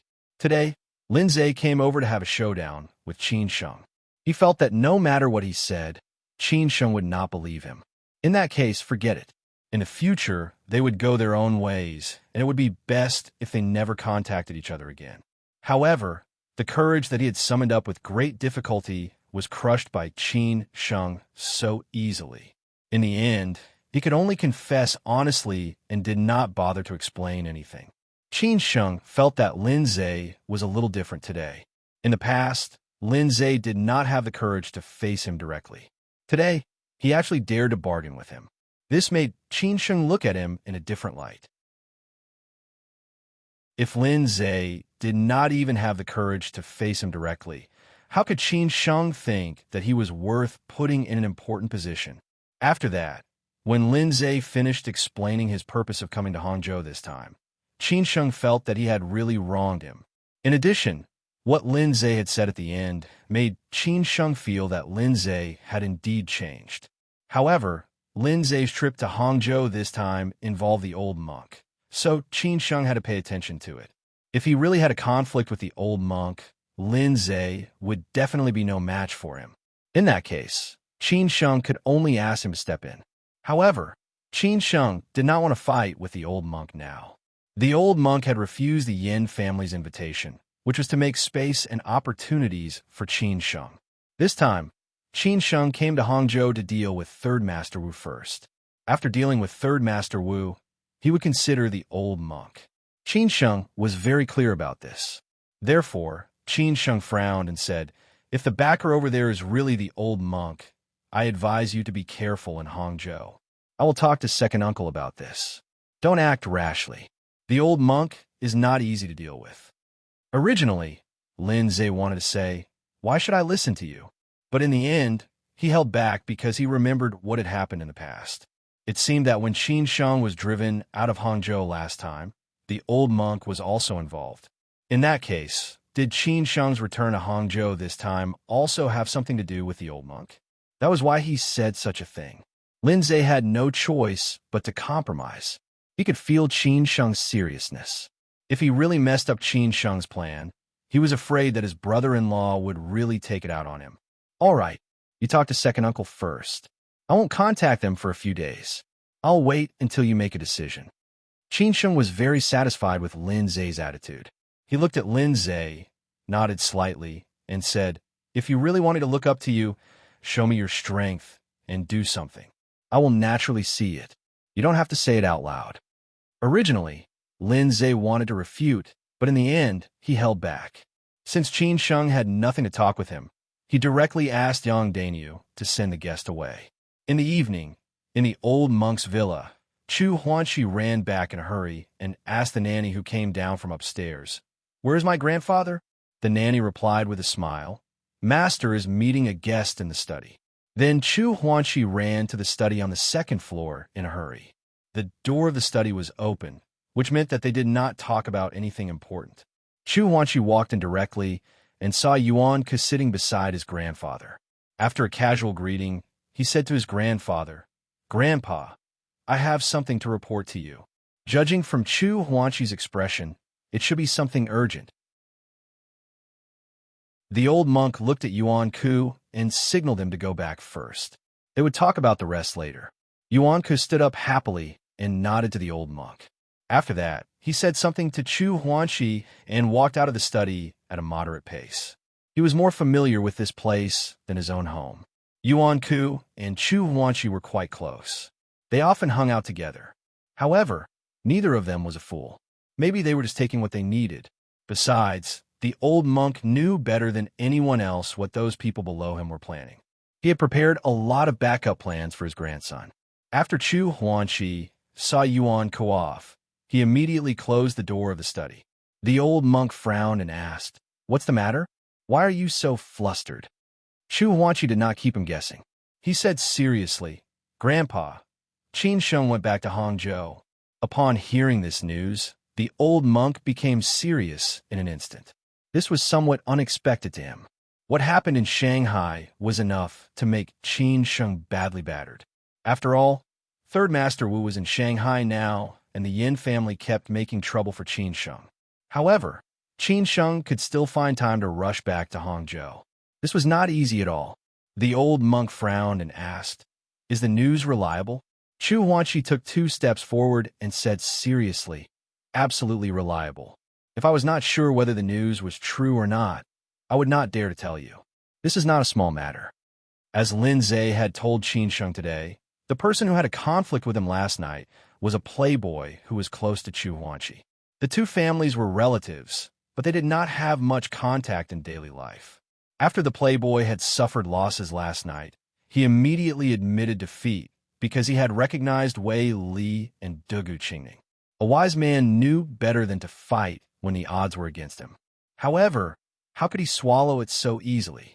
After that, he contacted Chu Huanxi, hoping that Chu Huanxi could help him regain his face. Since Wei Li and Dugu Qingning were involved, Chu Huanxi would certainly not agree to help him casually.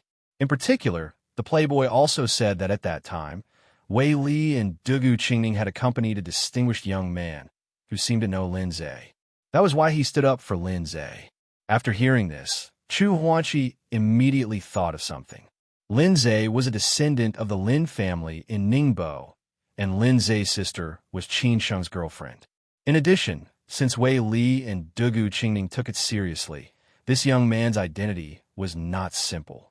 Therefore, in conclusion, this young man was very likely to be Qin Sheng. Therefore, he immediately asked the playboy about the young man's appearance, and so on.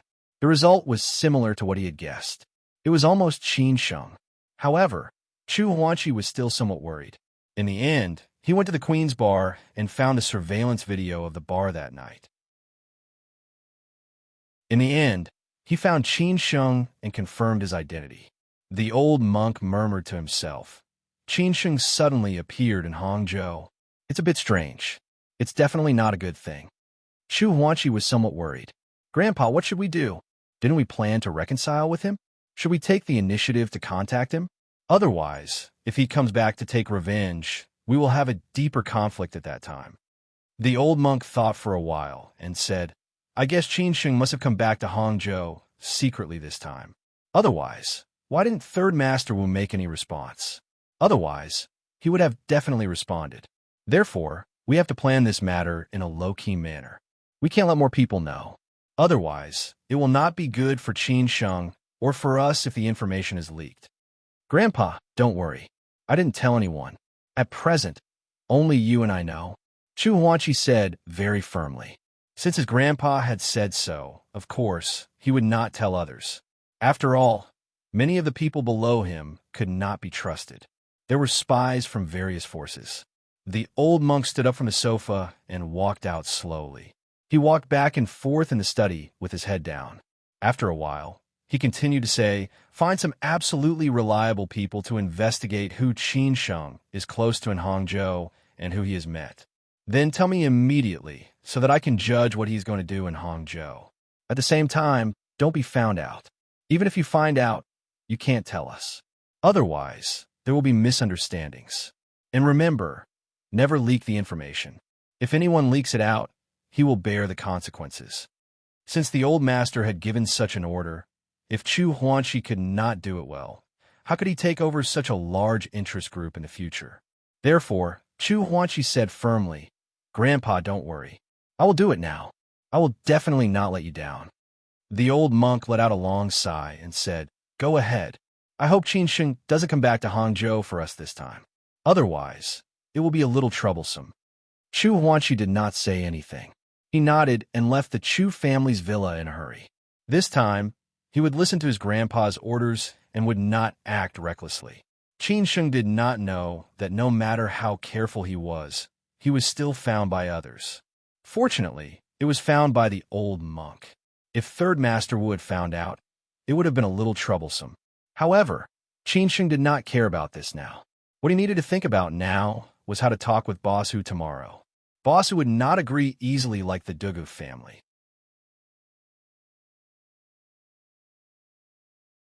Chapter 707.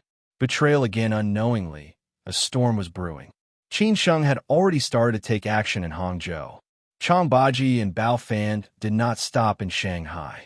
Late at night, by the seaside of Pudong, Shanghai, it was dark. Only the lighthouse in the distance and the sparks around could be seen. Obviously, this was an undeveloped place. For many seaside cities, the coastline was definitely the most prosperous and lively place. However, for Shanghai, the most prosperous place was always the two sides of the Huangpu River. There were more ports and docks on the coastline. Chang Baji and Bao Fan came here alone without bringing anyone with them. This was the other party's request. However, they had waited for half an hour, but the other party still did not show up. Chang Baji and Bao Fan frowned. Were they fooled or set up? Why do I feel something is wrong? Bao Fan was a little worried. They had shown enough sincerity, but if the other party set up a trap, they would walk right into the trap today. Even if Chang Baji was here, they might not be able to leave alive. At that time, they would really suffer a great loss. Chang Baji was very vigilant. He was always observing the surrounding environment. Once there was any movement, he would definitely run away with Bao Fan immediately. Let's wait and see. After all, this is the first time we've met. It's understandable that he doesn't trust us, just like we were also on guard against him. This is all human nature. As long as we reach an agreement today, it won't be so troublesome to meet him again in the future, Chang Baji said in a low voice. In fact, he was not very confident. After all, they were dealing with Third Master Wu's people. What they knew was what they had heard. As for what exactly was going on, no one knew. Maybe the other party had already told Third Master Wu. If they were killed and beat him in his own game, it would be the worst result. This meeting between the two parties had already indicated in advance that no one could bring any outsider with them. Once the information was leaked, they might even lose their lives, not to mention the overall situation. After hearing Chang Baji's words, Bao Fan was a little relieved. He asked with interest, "Do you think Wu Yongchuan will agree?" That was right. The person Chang Baji and Bao Fan were going to meet was Wu Yongchuan, the foster son of Third Master Wu, who was ranked first. This foster son, who used to be the most powerful under Third Master Wu's command, had become an abandoned chess piece. Even his last power had been taken away recently. Chang Baji had been studying Wu Yongchuan in the past few days, including what he had done in Hangzhou and what he had done in Shanghai over the years. Only in this way could he accurately predict Wu Yongchuan's future. Chang Baji had been studying Wu Yongchuan's behavior in Hangzhou and his behavior in Shanghai over the past few years. Chang Baji had been studying Wu Yongchuan in the past few days. Bao Fan sneered as he said, "Look at Wu Yongchuan. If he had been more ruthless in the past, Third Master Wu would not have been here today. I guess he would have been a big shot in the Yangtze River Delta. What a pity." Chang Baji said slowly, "Some people will betray for the second time if they can do it once. The ambition in their bones will definitely not be extinguished. The only thing is whether they have the strength or not." Third Master Wu has not trusted Wu Yongchuan for a long time. Therefore, no matter how hard Wu Yongchuan works, he will not be put in an important position. This can be seen from the fact that Third Master Wu took away his power this time. Chang Baji said slowly, "Let's not talk about this. Let's wait for a while. I hope Wu Yongchuan will not let us down. I also hope he still has the ambition." In the forest, not far away, a middle-aged man was staring at Chang Baji and Bao Fan, who were by the sea. In fact, he had arrived long ago, but there was no road. After checking the surrounding environment several times, he finally walked here. After what had happened in the past, Wu Yongchuan didn't trust anyone anymore, especially when the other party was an unfamiliar power. If the other party wanted to harm him, he wouldn't even have a chance to resist. Who asked him to be a cripple now? What a joke. Back then, who was Wu Yongchuan? Everyone had to give him some face. But now he was just a joke. More than half an hour had passed. After making sure that there were no accidents, Wu Yongchuan walked out slowly at this time and walked unhurriedly toward Chang Baji and Bao Fan, who were by the sea. Chang Baji and Bao Fan had already noticed him. After making sure that there was no one else, Bao Fan felt relieved and said, "He finally came." Chang Baji said thoughtfully, "Since he has already agreed, he will definitely come. However, whether he will nod and agree or not depends on our efforts." A few seconds later, the two parties met formally. This was not the first time for them to meet each other. They had met each other on different occasions before. For example, Wu Yongchuan and Chang Baji had met each other at Third Master Wu's birthday party. He and Bao Fan had met each other on other occasions in Shanghai. However, they did not have a deep understanding of each other. Wu Yongchuan said, "Now at this time, you asked me to meet you. You are really bold. Are you really not afraid that I will set up a Hongmin banquet?" Wu Yongchuan teased. No matter how Wu Yongchuan, who used to be arrogant, lay low, his momentum would not weaken, let alone his confidence to face anyone. Bao Fan replied with a smile, "This is also what we want to say. Compared with us, Boss Wu is bolder. If Third Master Wu knows about this, it seems that boss will be dead for sure. Wu Yongchuan said, he dead for sure? What's the difference between me and a dead person now? Even if he knows about this, so what? Isn't it just death? He was full of resentment and dissatisfaction towards Third Master Wu. Bao Fan was overjoyed after hearing that. The deeper Wu Yongchuan's resentment was, the greater their chances would be. Consequently, Bao Fan took the opportunity to say, it seems that Boss Wu has been in a bad mood recently. This is not the Boss Wu in the past. Does Boss Wu have any troubles? Why don't you tell us? Maybe we can help you solve your problems. Wu Yongchuan raised his head and stared at Bao Fan for a while. Then he smiled with a disdainful look and said, I say, do you want to do this? Bao Fan frowned and said, Boss Wu, what do you mean?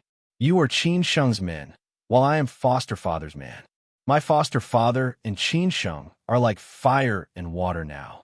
We know better than anyone else what it means to meet each other. It can't be a chat, right? Why don't we be straightforward? Don't waste each other's time in the middle of the night. Just tell us your purpose. If we agree, we will continue to talk. If not, we will pretend that we have never met each other. Wu Yongchuan's words were quite domineering. No wonder he dared to challenge Third Master Wu's position in the past. It was not without reason. Chang Baji and Bao Fan did not expect that Wu Yongchuan would take the initiative to start a topic. This was interesting, which meant that Wu Yongchuan should have his own ideas. Taking a step back, the fact that Wu Yongchuan had agreed to meet them had explained a lot. Now, all they needed to do was to tell each other their needs and interests and then talk slowly. In the end, as long as they were satisfied with each other, that would be enough. At this time, Chang Baji opened his mouth and said, since Boss Wu is so straightforward, we won't waste any time. Let's talk directly. Tell me, what do you want from me? Wu Yongchuan stared at Chang Baji and said. He knew Chang Baji, who was the #1 master on Qin Sheng's side. On their side, only Mr. Chu could be a match for Chang Baji. Chang Baji said straightforwardly, Boss Wu, we are very clear about your current situation. Third Master Wu has completely given up on you. Not only did he not put you in an important position, but he also took away your last power. Obviously, Boss Wu has become a sacrificial pawn. Are you really willing to be a sacrificial pawn? Wu Yongchuan was not surprised at all. Since these people could meet him, it meant that they had already investigated his situation. He sneered and said, it seems that you're very clear about my situation. Since you know that I'm a sacrificial pawn, what's the point of meeting me? What can a sacrificial pawn do for you? As for whether I am willing or not, it is not up to me to decide. If I have this ability, of course I am not willing. Wu Yongchuan said straightforwardly. Chang Baji could tell that Wu Yongchuan was certainly not willing to be a sacrificial pawn. However, he did not have this ability. In this case, it was easy to deal with him. Chang Baji threw out the bait and said, we also think that it is a waste for a person like Boss Wu to be a sacrificial pawn. Since Boss Wu is also unwilling to be a sacrificial pawn, we can help Boss Wu. Wu Yongchuan laughed and said, what? Do you want me to follow you? Or do you want me to betray my foster father again? Bao Fan did not say anything and let Chang Baji talk. He just observed Wu Yongchuan's expression and demeanor, so that he could judge what Wu Yongchuan was thinking, which words were sincere and which were just perfunctory. Boss Wu, as you said, we don't need to hide. Our purpose is very simple. Third Master Wu is our enemy. Naturally, we want to bring him down. Although Boss Wu is Third Master Wu's adopted son, he has already been abandoned by Third Master Wu. Is Boss Wu willing to become useless from now on? Only by toppling Third Master Wu can Boss Wu have a chance to make a comeback. Chang Baji's words were even more straightforward. Wu Yongchuan was not shocked at all. He replied, then it seems that you want me to betray my adoptive father. Haha, TSK, TSK, TSK. Don't you know that I have already betrayed him once? Back then, my adoptive father did not kill me, but it does not mean that he will not kill me this time. How did Boss Wu know that it would fail? As long as Boss Wu agrees, we will do our best to cooperate with Boss Wu. Besides, we have a lot of backup plans, which Boss Wu can't even imagine. Chang Baji didn't give Wu Yongchuan a chance to breathe. Wu Yongchuan began to calculate in his heart. He took the initiative to ask, "You want me to betray my adoptive father one more time? If I fail, I might even lose my life, but you guys will still be fine. So what I need to know is, what will I get in return?" Chang Baji did not promise Wu Yongchuan too much. Otherwise, Wu Yongchuan would be too greedy, like a snake trying to swallow an elephant. At that time, we will fully support Boss Wu to take over the position of Third Master Wu. That will depend on Boss Wu's ability. After all, there will be other people sharing the cake. Chang Baji did not promise too much. Otherwise, Wu Yongchuan would be too greedy. This sentence was too vague. Wu Yongchuan did not dare to agree easily. He had to figure out how many benefits he would get. However, this was not what he cared about most at that moment. Instead, he asked very seriously, "Then what do I need to do?" "Help us kill Third Master Wu," Chang Baji said firmly. Hearing this, Wu Yongchuan was stunned subconsciously. He thought that he was just asked to betray his adoptive father. It did not occur to him that such an important task would be given to him. Therefore, Wu Yongchuan felt that he had to think about it carefully. He had to sort out his logic again. Otherwise, if this step was wrong, he would really die.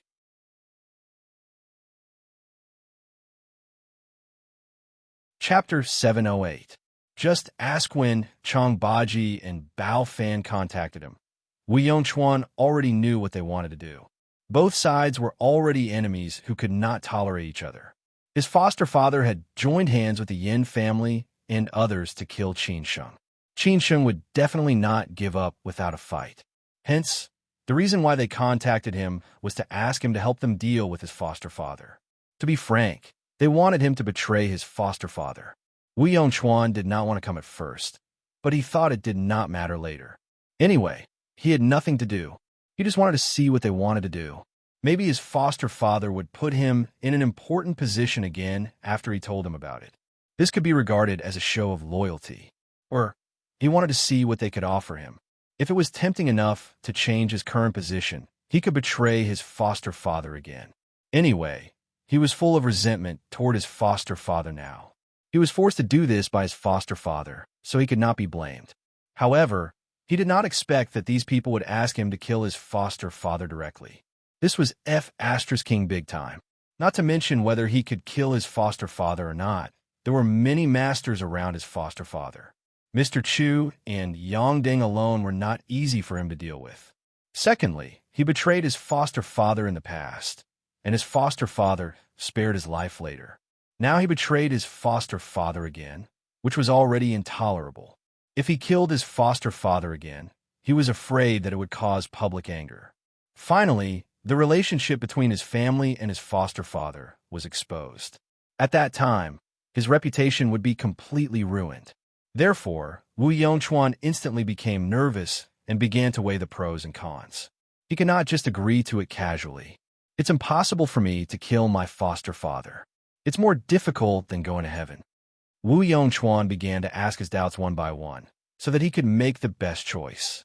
Chang Baji sneered and said, "Of course, you are not a match for Third Master Wu at all. Don't forget what I said. I just want you to help. Leave the rest to us. Anyway, you don't need to do anything. Don't worry about it." "What should I do? Tell me clearly. If you don't, how can I help you?" Wu Yongchuan asked. He did not intend to be perfunctorily answered.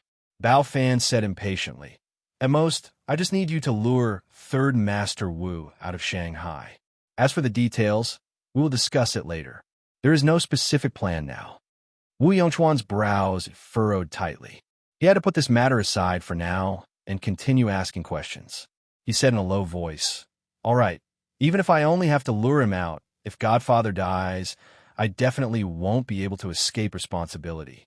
The entire circle will gang up on me. What should I do?" This time, it was Chang Baji who explained, "Don't worry. We will definitely get you out of this and let you have nothing to do with the whole thing. On the contrary, at that time, you can say in a dignified manner that you want to settle accounts with us and take revenge.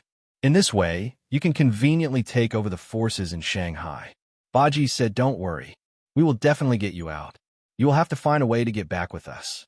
At that time, everyone would be anxious. They would first think of ways to snatch the benefits that they could. That was the most important thing. That was the human heart. In addition, we have external allies. As for who they are, you don't have to worry about them. As long as Third Master Wu dies, they will take action immediately. Their internal and external troubles. Those foster sons will be too busy to take care of you. What you need to do is to get your own benefits. Wu Yongchuan's words completely dispelled all the doubts in his mind. He did not expect that Qin Sheng had made such a thorough plan and was just waiting for him to join the game. Wu Yongchuan asked tentatively, "Who are your allies?" Chang Baji shook his head and chuckled. "You don't have to do that. When you are really on the same side as us, we will let you know. But now it is impossible." Wu Yongchuan suddenly asked, "Aren't you afraid that I will promise you perfunctorily that I will tell my adoptive father all your plans after I go back? By then, my adoptive father will be prepared and your plan will be in vain." Chang Baji sneered. "I believe you won't do that, because you're not that kind of person. Third Master will not let you work so hard. Even if he believes you, what can he give you? As for what we can give you, I think you will think it over. At the very least, as long as you tell others, we will let you pay the price. We can't kill Third Master Wu now, but it doesn't mean we can't do anything to you." Chang Baji's words were reasonable. If Wu Yongchuan really dared to do that, he should think it over. Moreover, he believed that Wu Yongchuan was not so stupid. "This is not easy. I have to think it over." After Wu Yongchuan heard it, he was not surprised by these threats. Besides, he really did not need to do that. Even if he did not leak the information, he could not wait for Third Master Wu to die. In this way, he could gain benefits. At this time, Bao Fan said, "Okay, we will give you time to think it over. But only 2 days. You must give us an answer within 2 days. Time waits for no man." Only 2 days. Wu Yongchuan did not expect that they would be so anxious. It seemed that they had prepared for a long time and were just waiting for him to agree. Wu Yongchuan thought for a while and said, "Okay, 2 days it is. Wait for my news." Bao Fan took the initiative to reach out his hand and said, "I hope Boss Wu will not let us down. I also hope Boss Wu can rise again." Wu Yongchuan shook hands with Bao Fan and Chang Baji. Suddenly, he thought of another key question and asked, "Why not Qin Sheng? Can I trust your words?" Chang Baji found it funny and said, "Young Master still has something important to do. We can represent him. Of course, if you agree, you will naturally meet Young Master." Wu Yongchuan did not think much. After saying goodbye to the two, he turned around and left the seaside. After Wu Yongchuan left, Chang Baji and Bao Fan did not leave in a hurry. Today they had said too much. Although they were full of sincerity, if Wu Yongchuan really reported it to Third Master Wu, all their previous preparations would be in vain. "Lao Chang, are you sure that he will not tell Third Master Wu?" Bao Fan still did not quite trust Wu Yongchuan. After all, this guy had betrayed Third Master Wu before. Chang Baji said thoughtfully, "I'm not sure, but he is a smart man. He can figure out what to do to maximize his benefits. This kind of person is ambitious. It is just that he has been suppressed by Third Master Wu. Maybe Third Master Wu also knows this. That is why he has treated him like this for so many years." Based on his own judgment, Bao Fan echoed, "That's true." Chang Baji thought for a while and said immediately, "If we are still worried, we can send someone to keep an eye on Wu Yongchuan. As long as he goes to meet Third Master Wu these 2 days, we will have to make other plans. If not, it means that the probability of him choosing us is very high." Bao Fan said quietly, "This is also a good idea. I will arrange it immediately." After that, they immediately returned to the downtown area. After all, they were very careful now. No matter who it was, there was a possibility that something might happen. Now, Bao Fan not only had to work for Qin Sheng, but also had to report all the news in Shanghai to Qin Chang'an. Consequently, Qin Chang'an knew all these things that had happened in Shanghai, and he also acquiesced. In the early morning, beside the West Lake in Hangzhou, Qin Sheng met an old friend here. He arranged to meet Boss Hu at noon. It was still at Boss Hu's security base. This was arranged by Boss Hu. Perhaps it was because it was safer there, so Qin Sheng did not think too much about it. In the early morning, there are not many people beside the lake. Qin Sheng and that old friend walked forward at a moderate pace. Yang Daniu and Brother Wu followed them from a distance. At the same time, they were alert to the surrounding environment. That old friend asked casually, "When did you come back?" Qin Sheng replied in a low voice, "I just came back the day before yesterday. I immediately came to report to Brother Fong. I wonder if I can have lunch with you at noon?" In Hangzhou, it seemed that Xue Qingyin's childhood friend, Fong Jianping, who was called Brother Fong by Qin Sheng, seemed to be the only one. This playboy, who had been promoted recently, had already known the relevant news about Qin Sheng from Xue Qingyin. Of course, Xue Qingyin did not say it too straightforwardly. However, he had already known what he should know. Fong Jianping said with a smile, "Not to mention that we know each other. Even if we don't know each other, based on your relationship with Qingyin, how can I not treat you to a meal?" Fong Jianping said with a smile. Nowadays, he could not deal with Qin Sheng casually. Qin Sheng was already the eldest young master of the Qin family. Fong Jianping did not care about the trivial matters of the Qin family for now. However, his youngest uncle was a real popular person in his career. Back in Zhejiang, he was a powerful figure. Qin Sheng laughed out loud and said, "I was just joking. I heard from Qingyin that you have been in Shanghai all this time. Why did you suddenly come to Hangzhou?" Fong Jianping asked casually, but he had some idea in his heart. Qin Sheng said very casually, "How can you not know why I came back to Hangzhou, Brother Fong?" Qin Sheng's straightforwardness surprised Fong Jianping a little bit. He did not expect that Qin Sheng did not even say any polite words and said his purpose very straightforwardly. Fong Jianping was stunned for a few seconds and then said, "Revenge. It's not really revenge. It's just that others want to make trouble for me. I have to fight back. Otherwise, it will be too embarrassing." Qin Sheng said with a smile with hidden daggers. Fong Jianping laughed out loud and said, "In the past, I could understand when others made trouble for you. Now, who dares to make trouble for you? Do they want to die? Those who dare to make trouble for me naturally know my trump card. Moreover, our Qin family is in a precarious situation now. There are many people who hit us when we are down. I have no choice." Qin Sheng sighed with a long beard. Since Qin Sheng was so frank, Fong Jianping also asked directly, "Tell me, what do you need help with? I will definitely not refuse if it's within my ability." Fong Jianping's words made Qin Sheng feel that after the change of status, there would be a different effect. If it was in the past, Fong Jianping would not say such words. Qin Sheng said in a low voice, "Actually, it's nothing. If I really have trouble, I hope Brother Fong can help me with a few words. I can't directly find my uncle for such a small matter." Qin Sheng directly used his backer.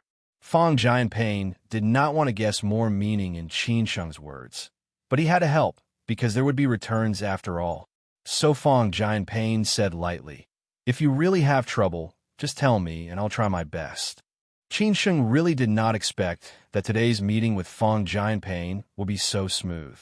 When he was in Hangzhou, he thought that Fong Jianping was a very principled person, so he thought that today would be a little difficult, but he really did not expect that. Qin Sheng shouted with satisfaction, "Thank you, Brother Fong."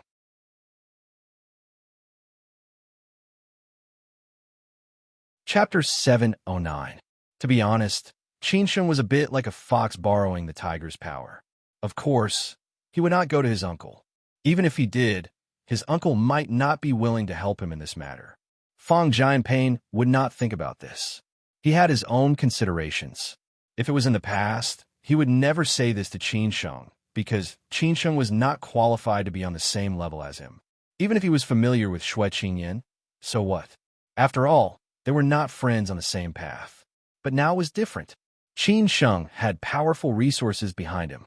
Fong Jianping was ambitious. But sometimes, even if he was strong enough, if he did not have enough connections and resources, he might not be able to get promoted. Qin Sheng's connections might not be useful at the moment. After all, his family's resources in the political and legal circles of the province were already strong enough. But in the future, when he moved up, especially at the critical juncture, Qin Sheng's connections might be useful. Under the premise that he was capable enough, he would need such a key sentence at that time. Therefore, today, Fong Jianping did not refuse Qin Sheng, but promised to help him. Of course, it must be within a reasonable range. If it was beyond his ability, he naturally did not want to get involved. In any case, this was a voluntary deal. Fong Jianping might not really treat Qin Sheng as a friend before, but from today on, they were really friends. After talking about these things, Fong Jianping drove away from the West Lake scenic area. Originally, he wanted to treat Qin Sheng to lunch, but something came up, so he had to leave early.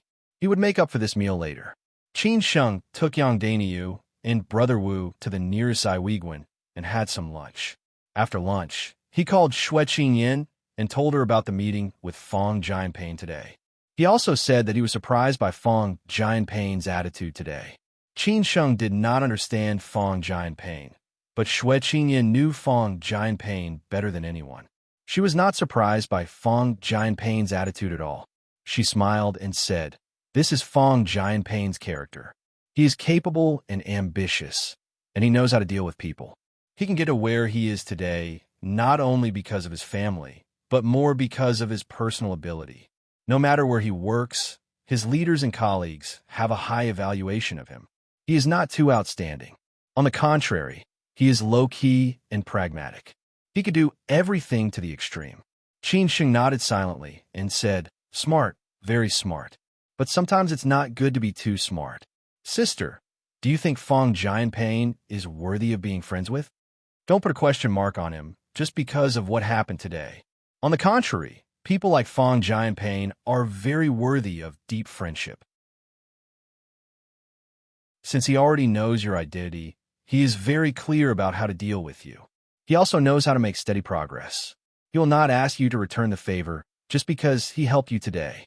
He knows when to use this favor, so you can rest assured." Xue Qingyin analyzed sharply. After Qin Sheng heard this, he pondered for a while and then said, "Since you said so, I won't think too much about it. Let's see how much he can help me this time. Is he really going to help me, or is he just saying it?" However, Qin Sheng, Fong Jianping's bottom line and principles are very strong. If things are too difficult, you'd better ask me first if it's suitable or not, and then ask him for help. Qin Sheng was not sure about these now, but Xue Qingyin had known Fong Jianping for so many years and knew him better. So Qin Sheng nodded and said, "Okay, I got it." After talking about these business, Xue Qingyin suddenly asked like a little girl, "How long will you stay in Hangzhou?" Qin Sheng did not think too much about it. He thought that Xue Qingyin was just asking. In fact, Xue Qingyin wanted to say that she missed him and wanted to see him. But she definitely could not say such words, so she had to change the way. "It should be a few more days," Qin Sheng said casually. The Duga family had been settled. Next, it was up to Boss Hu. Xue Qingyin, who was sitting in the office, casually supported her chin with her arm. She pouted and said, "Okay, then be careful in Hangzhou. Call me if anything happens." Qin Sheng found it funny and said, "Sister, I got it.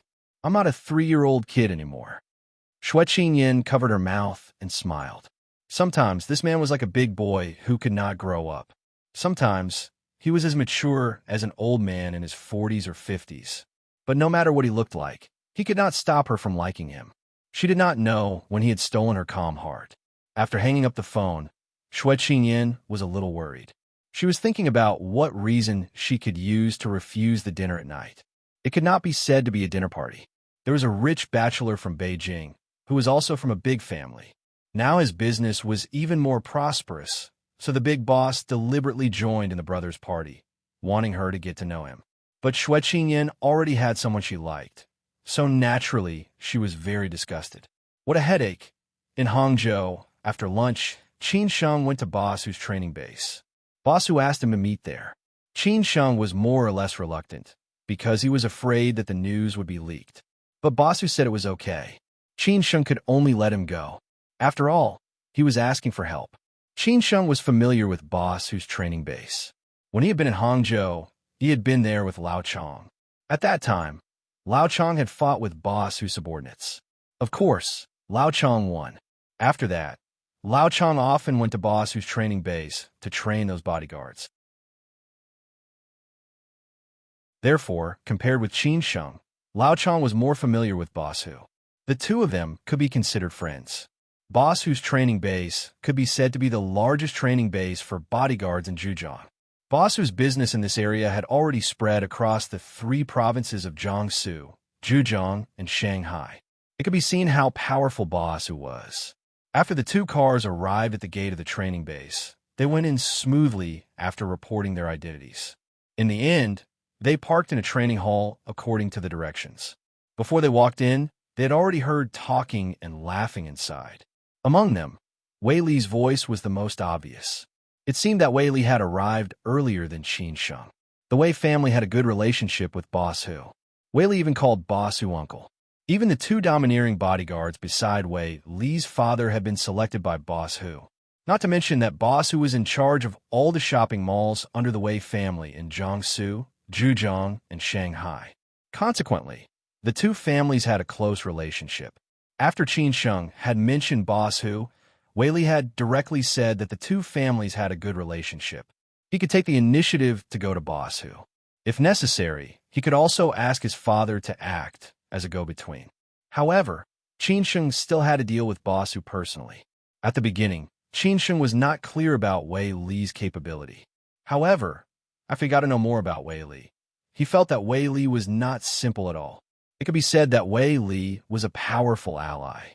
At least in the game of chess in Hangzhou, Wei Li could be said to be the most important chess piece. Oh, I haven't had a good chat with your father for a long time. Your father is getting farther and farther away. We can only look up to him. There were only a few people in the training hall. Apart from Wei Li and Boss Hu, there were only 3 top warriors under Boss Hu's command. Wei Li had gotten used to this kind of teasing a long time ago. He smiled and said, "Uncle Hu, you are too modest. Everyone in Zhejiang knows Uncle Hu's capability. It is just that Uncle Hu is too low-key." Boss Hu chuckled and said, "My way is different. What can I do if I don't keep a low profile? In the future, I still have to hold on to your father's thigh. I will ask your father to have a good chat someday. I happen to need his help with something." He appreciated Wei Li very much. Like father, like son, Wei Li took the opportunity and said, "Recently, he has been discussing something in Hong Kong. When he comes back, I will tell him. At that time, I will drink with you." Boss Hu was very clear about his current status. Although their relationship was not bad, it was not the same as before. He still had to maintain the relationship with the Wei family. After all, many of his businesses depended on the Wei family. Boss Hu laughed out loud and said, "I know that you are a good drinker. Don't run away from me at that time." Wei Li said casually, "Uncle Hu, I am not that bad when I drink, am I?" Boss Hu did not say anything more, because at this time, Qin Sheng had already walked into the training hall with his people. Boss Hu looked in Qin Sheng's direction and said gently, "Today's main character is here." Wei Li also stopped being casual just now. Wei Li had already talked with Boss Hu about those things about Qin Sheng. He thought that Boss Hu should have a clear idea. However, Wei Li was not sure about the final result. It was not that Boss Hu had to cooperate with Qin Sheng because of his powerful background. Maybe Boss Hu was not willing to get involved in the muddy water. Who knew what unknown risks there would be? At the worst, they could go their own ways and not contact each other. Would Qin Sheng hate Boss Hu because of this? After Qin Sheng approached, Boss Hu took the initiative to greet him. "Qin Sheng, why didn't I see Lao Chang today? We haven't seen each other for more than half a year. I still want to talk to Lao Chang." Boss Hu behaved very naturally. It seemed that they had not seen each other for more than half a year. Just now, Qin Sheng was still thinking about how Boss Hu would greet him. It did not occur to him that he would start with Lao Chang. This was not surprising. After all, Lao Chang had more contact with Boss Hu. After Qin Sheng walked up to Boss Hu, he took the initiative to stretch out his hand and said, "Long time no see, Brother Hu." Lao Chang is still so energetic. Lao Chang has other things to deal with in Shanghai. After finishing them, I will come to Hangzhou to visit you, Brother Hu. Wei Li said jokingly, "Lao Qin, you are wrong. I call you Uncle Hu. You call me Brother Hu. Aren't you taking advantage of me?" Qin Sheng smiled and joked in a hurry. "Ha ha, it's different." They shook hands. This time, the handshake was different from before. In the past, Qin Sheng's posture in front of Boss Hu was very low and respectful. This time, Boss Hu put Qin Sheng on the same level as him, just like how Fong Jianping treated Qin Sheng. They were equals and respected each other very much. As a result, Qin Sheng's biggest feeling during this period was that this society was so realistic. One's status determined everything. Boss Hu sighed with emotion as he said, "Alas, it's a bit of a pity. Some of my subordinates are somewhat unconvinced and want to challenge Lao Chong. I can only look for opportunities next time." Boss Hu was quite obsessed with all kinds of martial arts. This was also the reason why he had set the training hall as the meeting place this time. Qin Sheng remembered that when he had come to the training base for the first time, those people had been unconvinced by Lao Chong and had asked Lao Chong to teach them a lesson. It did not occur to him that after more than half a year, they would be unconvinced again. Qin Sheng said playfully, "Brother Hu, do you want to fight them again?"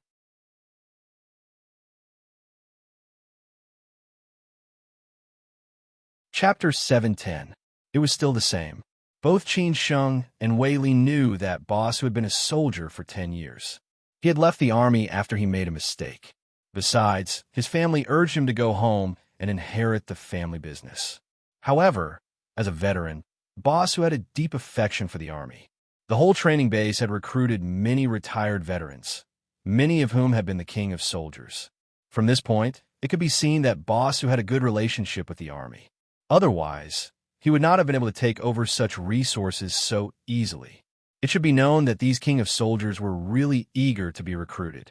Because of this, when Wei Li chatted with Boss Hu, he intentionally revealed another layer of Qin Sheng's background, which was that Qin Sheng's uncle was also a soldier. Wei Li did not tell Boss Hu about his specific identity on purpose. He only said that Qin Sheng's uncle was already a 3-star military officer, and he was also on active duty. Wei Li could clearly feel that Boss Hu was a little shocked after hearing this news. It might be because of his complicated relationship with the army, or he did not expect that Qin Sheng had such a powerful background. Maybe it was because of this that Boss Hu chose to meet Qin Sheng. Otherwise, Boss Hu would not be interested in Wei Li's words, including how many benefits he could get from it. At this moment, Qin Sheng knew that Boss Hu was a soldier, so he attached great importance to fighting skills. He remembered that Boss Hu would hold an underground kung fu competition every year with a generous prize, which attracted numerous tycoons from Jiangsu, Zhejiang, and Shanghai to participate in. Last year, when he had been in Hangzhou, he had asked Gu Xiaobo and Gu Qingyang to participate in it. After Qin Sheng said this, Boss Hu said with a smile, "You know, I like to fight. Otherwise, I wouldn't have done so much work. This year, I found 2 guys who are good at fighting, and even Shen Kongwu is no match for them." They all heard from Shen Kongwu and others that Lao Chong is awesome, so they want to challenge him. Unexpectedly, Lao Chong is not here today. I'm afraid that they will be disappointed. Qin Sheng glanced at the 3 men standing not far behind Boss Hu. Apart from Shen Kongwu, whom he had seen and known before, the other 2 were strangers to him. Judging from their appearances, they seemed to be tough guys. No wonder they wanted to challenge Lao Chong. He guessed that the 2 of them were retired from the army, so their skills must be very good. They were the cream of the crop. When they were in the army, they had never been convinced by anyone, so they were used to being arrogant. Qin Sheng thought for a while and said, "Brother Hu, if you really want to fight again, it's not impossible. I'm just afraid that these 2 new masters are not good enough. If they can't defeat them, they will have a mental breakdown. It's none of my business." "Oh, do you mean that one of the 2 masters you brought today is better than Lao Chong? Lao Chong, or do you want to fight by yourself?" Boss Hu stared at Yang Dainiu and Brother Wu, who were behind Qin Sheng, and said thoughtfully, "I know that you have pretty good martial arts skills." Qin Sheng said happily, "I don't like fighting and killing. In the past, I just wanted to survive. Most of the time, I had no choice. Who would be willing to do that? Uncle Wei, who is Wei Hu Wei I who I Sheng I who Sheng I who I said, Li I Boss Hu I who Boss Hu said with a smile, "He is awesome, but he doesn't show it." Qin Sheng smiled bitterly and said, "I used to practice with my grandfather's friend, but it's not elegant. Compared with these king of soldiers, I'm much weaker." Wei sighed and said, I admire you. Comparisons are odious. No wonder you have such a good figure. However, it was obvious that Wei was flattering Qin Sheng. As long as Boss was in the training base, he would almost always wear camouflage clothes. He continued to look at the two men behind Qin Sheng and asked, Qin Sheng, tell me, which one of them is good at fighting? Don't be an embroidered pillow who can't withstand a single blow. Otherwise, it will be a joke. Qin Sheng said disapprovingly, Why? Who are you going to send? If it's Shen Kongwu, I don't need to persuade him. It's not that I look down on Shen Kongwu, but he is indeed not a match for him. If these two can't even be compared with Shen Kongwu, then you can send him. I have no problem with that. Qin Sheng's words were unscrupulous, full of conceit and provocation. Not only Shen Kongwu, who was proud and arrogant, couldn't stand it anymore, but the other two men also couldn't stand it. Shen Kongwu stood out first and said, Boss Hu, let me do it. I want to see which one of them is so powerful. If Chang Baji were here, Shen Kongwu wouldn't dare to show off. At most, he would fight with Chang Baji to see if his strength was tight during this period. At the same time, he could ask Chang Baji to give him some advice. However, Chang Baji was not here now. Shen Kongwu definitely wouldn't accept Qin Sheng's words. The other two men also stood out one after another and said firmly, Boss Hu, let me do it. If I lose, I'm willing to be punished. Boss Hu squinted his eyes and sized up the two men behind Qin Sheng again. Could it be that I have misjudged them? They don't have the demeanor of an otherworldly master like Chang Baji. They look like ordinary small potatoes. However, since Qin Sheng had said so, Boss Hu certainly didn't believe that Qin Sheng was teasing him. He smiled and said, Tut, tut. Among the two men you brought here today, there is someone more powerful than Chang Baji. Qin Sheng chuckled and said, I don't think so, but I think he should be able to deal with Brother Hu. After all, Lao Chang also said that he would definitely have a high achievement in the future. He might even be more powerful than Lao Chang. After hearing Qin Sheng's words, Boss Hu finally became interested. He turned around and shouted directly, Zhao Ligong, come out. You will do it today. Don't let our distinguished guest down. After hearing Qin Sheng's words, the man called Zhao Ligong stood out without hesitation. He looked very excited and eager to have a try. He couldn't wait to do it now. Since Qin Sheng had said so, Boss Hu didn't try to be mysterious. This man, called Zhao Ligong, had just retired from the Northern Theater of Operations. He was more powerful than Shen Kongwu and the man who had retired from the Eastern Theater of Operations. Consequently, Boss Hu directly let him do it. It was not until then that Qin Sheng revealed his true identity. He turned around slowly, looked at Yang Dainyu, and said, Dainyu, is it okay? Hearing this name, the others almost burst out laughing. This name was too casual, which didn't fit the demeanor of a master at all. Moreover, this man didn't have the temperament of a master at all. There were so many of them on the street. Yang Dainyu still smiled brightly and said, No problem, no problem. It's just a fight.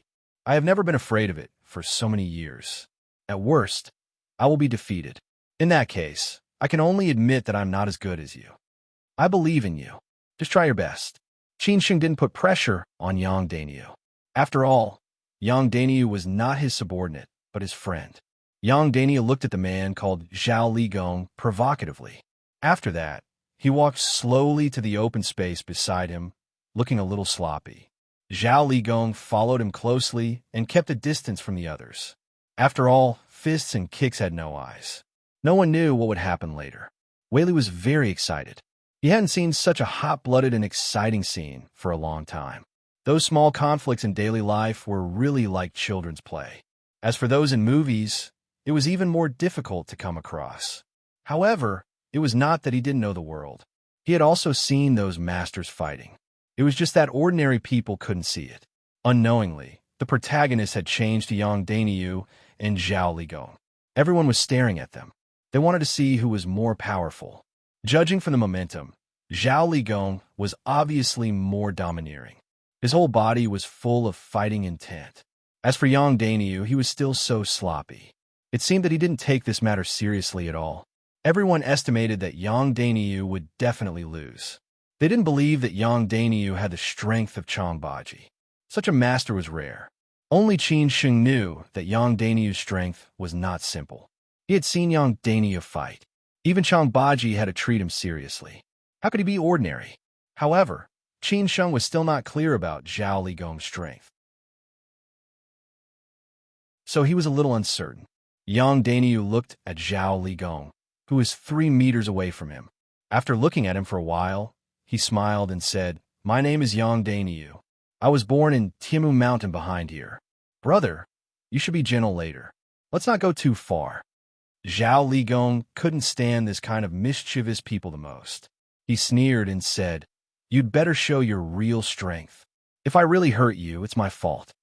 After that, Zhao Ligong said very seriously, "Zhao Ligong, retired from the Special Forces in the Northern Theater of Operations. Please enlighten me." Yang Dainyu was a little troubled. This kind of soldier was the most difficult to deal with. It was not that he was afraid or worried that his skills were not as good as others.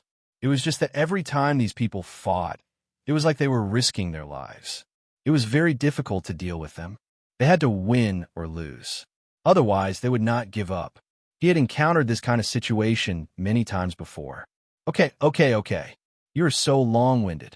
Make your move," Yang Dainyu said impatiently. Then he stood there and waited for Zhao Ligong to rush over. Anyway, he would not take the initiative to attack. Zhao Ligong was also waiting for Yang Dainyu to make the first move. However, after waiting for a few seconds, it seemed that Yang Dainyu did not want to make a move at all. It looked like he would make the first move if Zhao Ligong wanted to fight. Therefore, Zhao Ligong could not stand it anymore. He used his eyes to mock Yang Dainyu for being a coward. Now he just wanted to teach Yang Dainyu a lesson. So he gathered his strength and rushed over directly. They could not just waste time like this. The moment Zhao Ligong rushed over, Yang Dainyu finally put away his mischievous smile and stared at Zhao Ligong with a serious face. In an instant, it was as if he had become a different person. Everyone could feel it. Never underestimate any enemy. No matter how strong the opponent was, he had to go all out at any time. This was the principle that his master taught him. All these years, Yang Dainyu had been practicing this principle and had never made a mistake. Therefore, he was lucky enough to come back to this day. At this moment, he was still doing the same. A big battle had begun quietly. However, in another place in Hangzhou, a plan had just been finalized. It seemed to be a little risky. However, this kind of meeting seemed to be more interesting. First, set a small goal. For example, remember in 1 second, Booksellers Mobile, that you're tuning in to the Warrior Lore YouTube channel. Don't forget to subscribe and join us on this journey to catch the most captivating stories.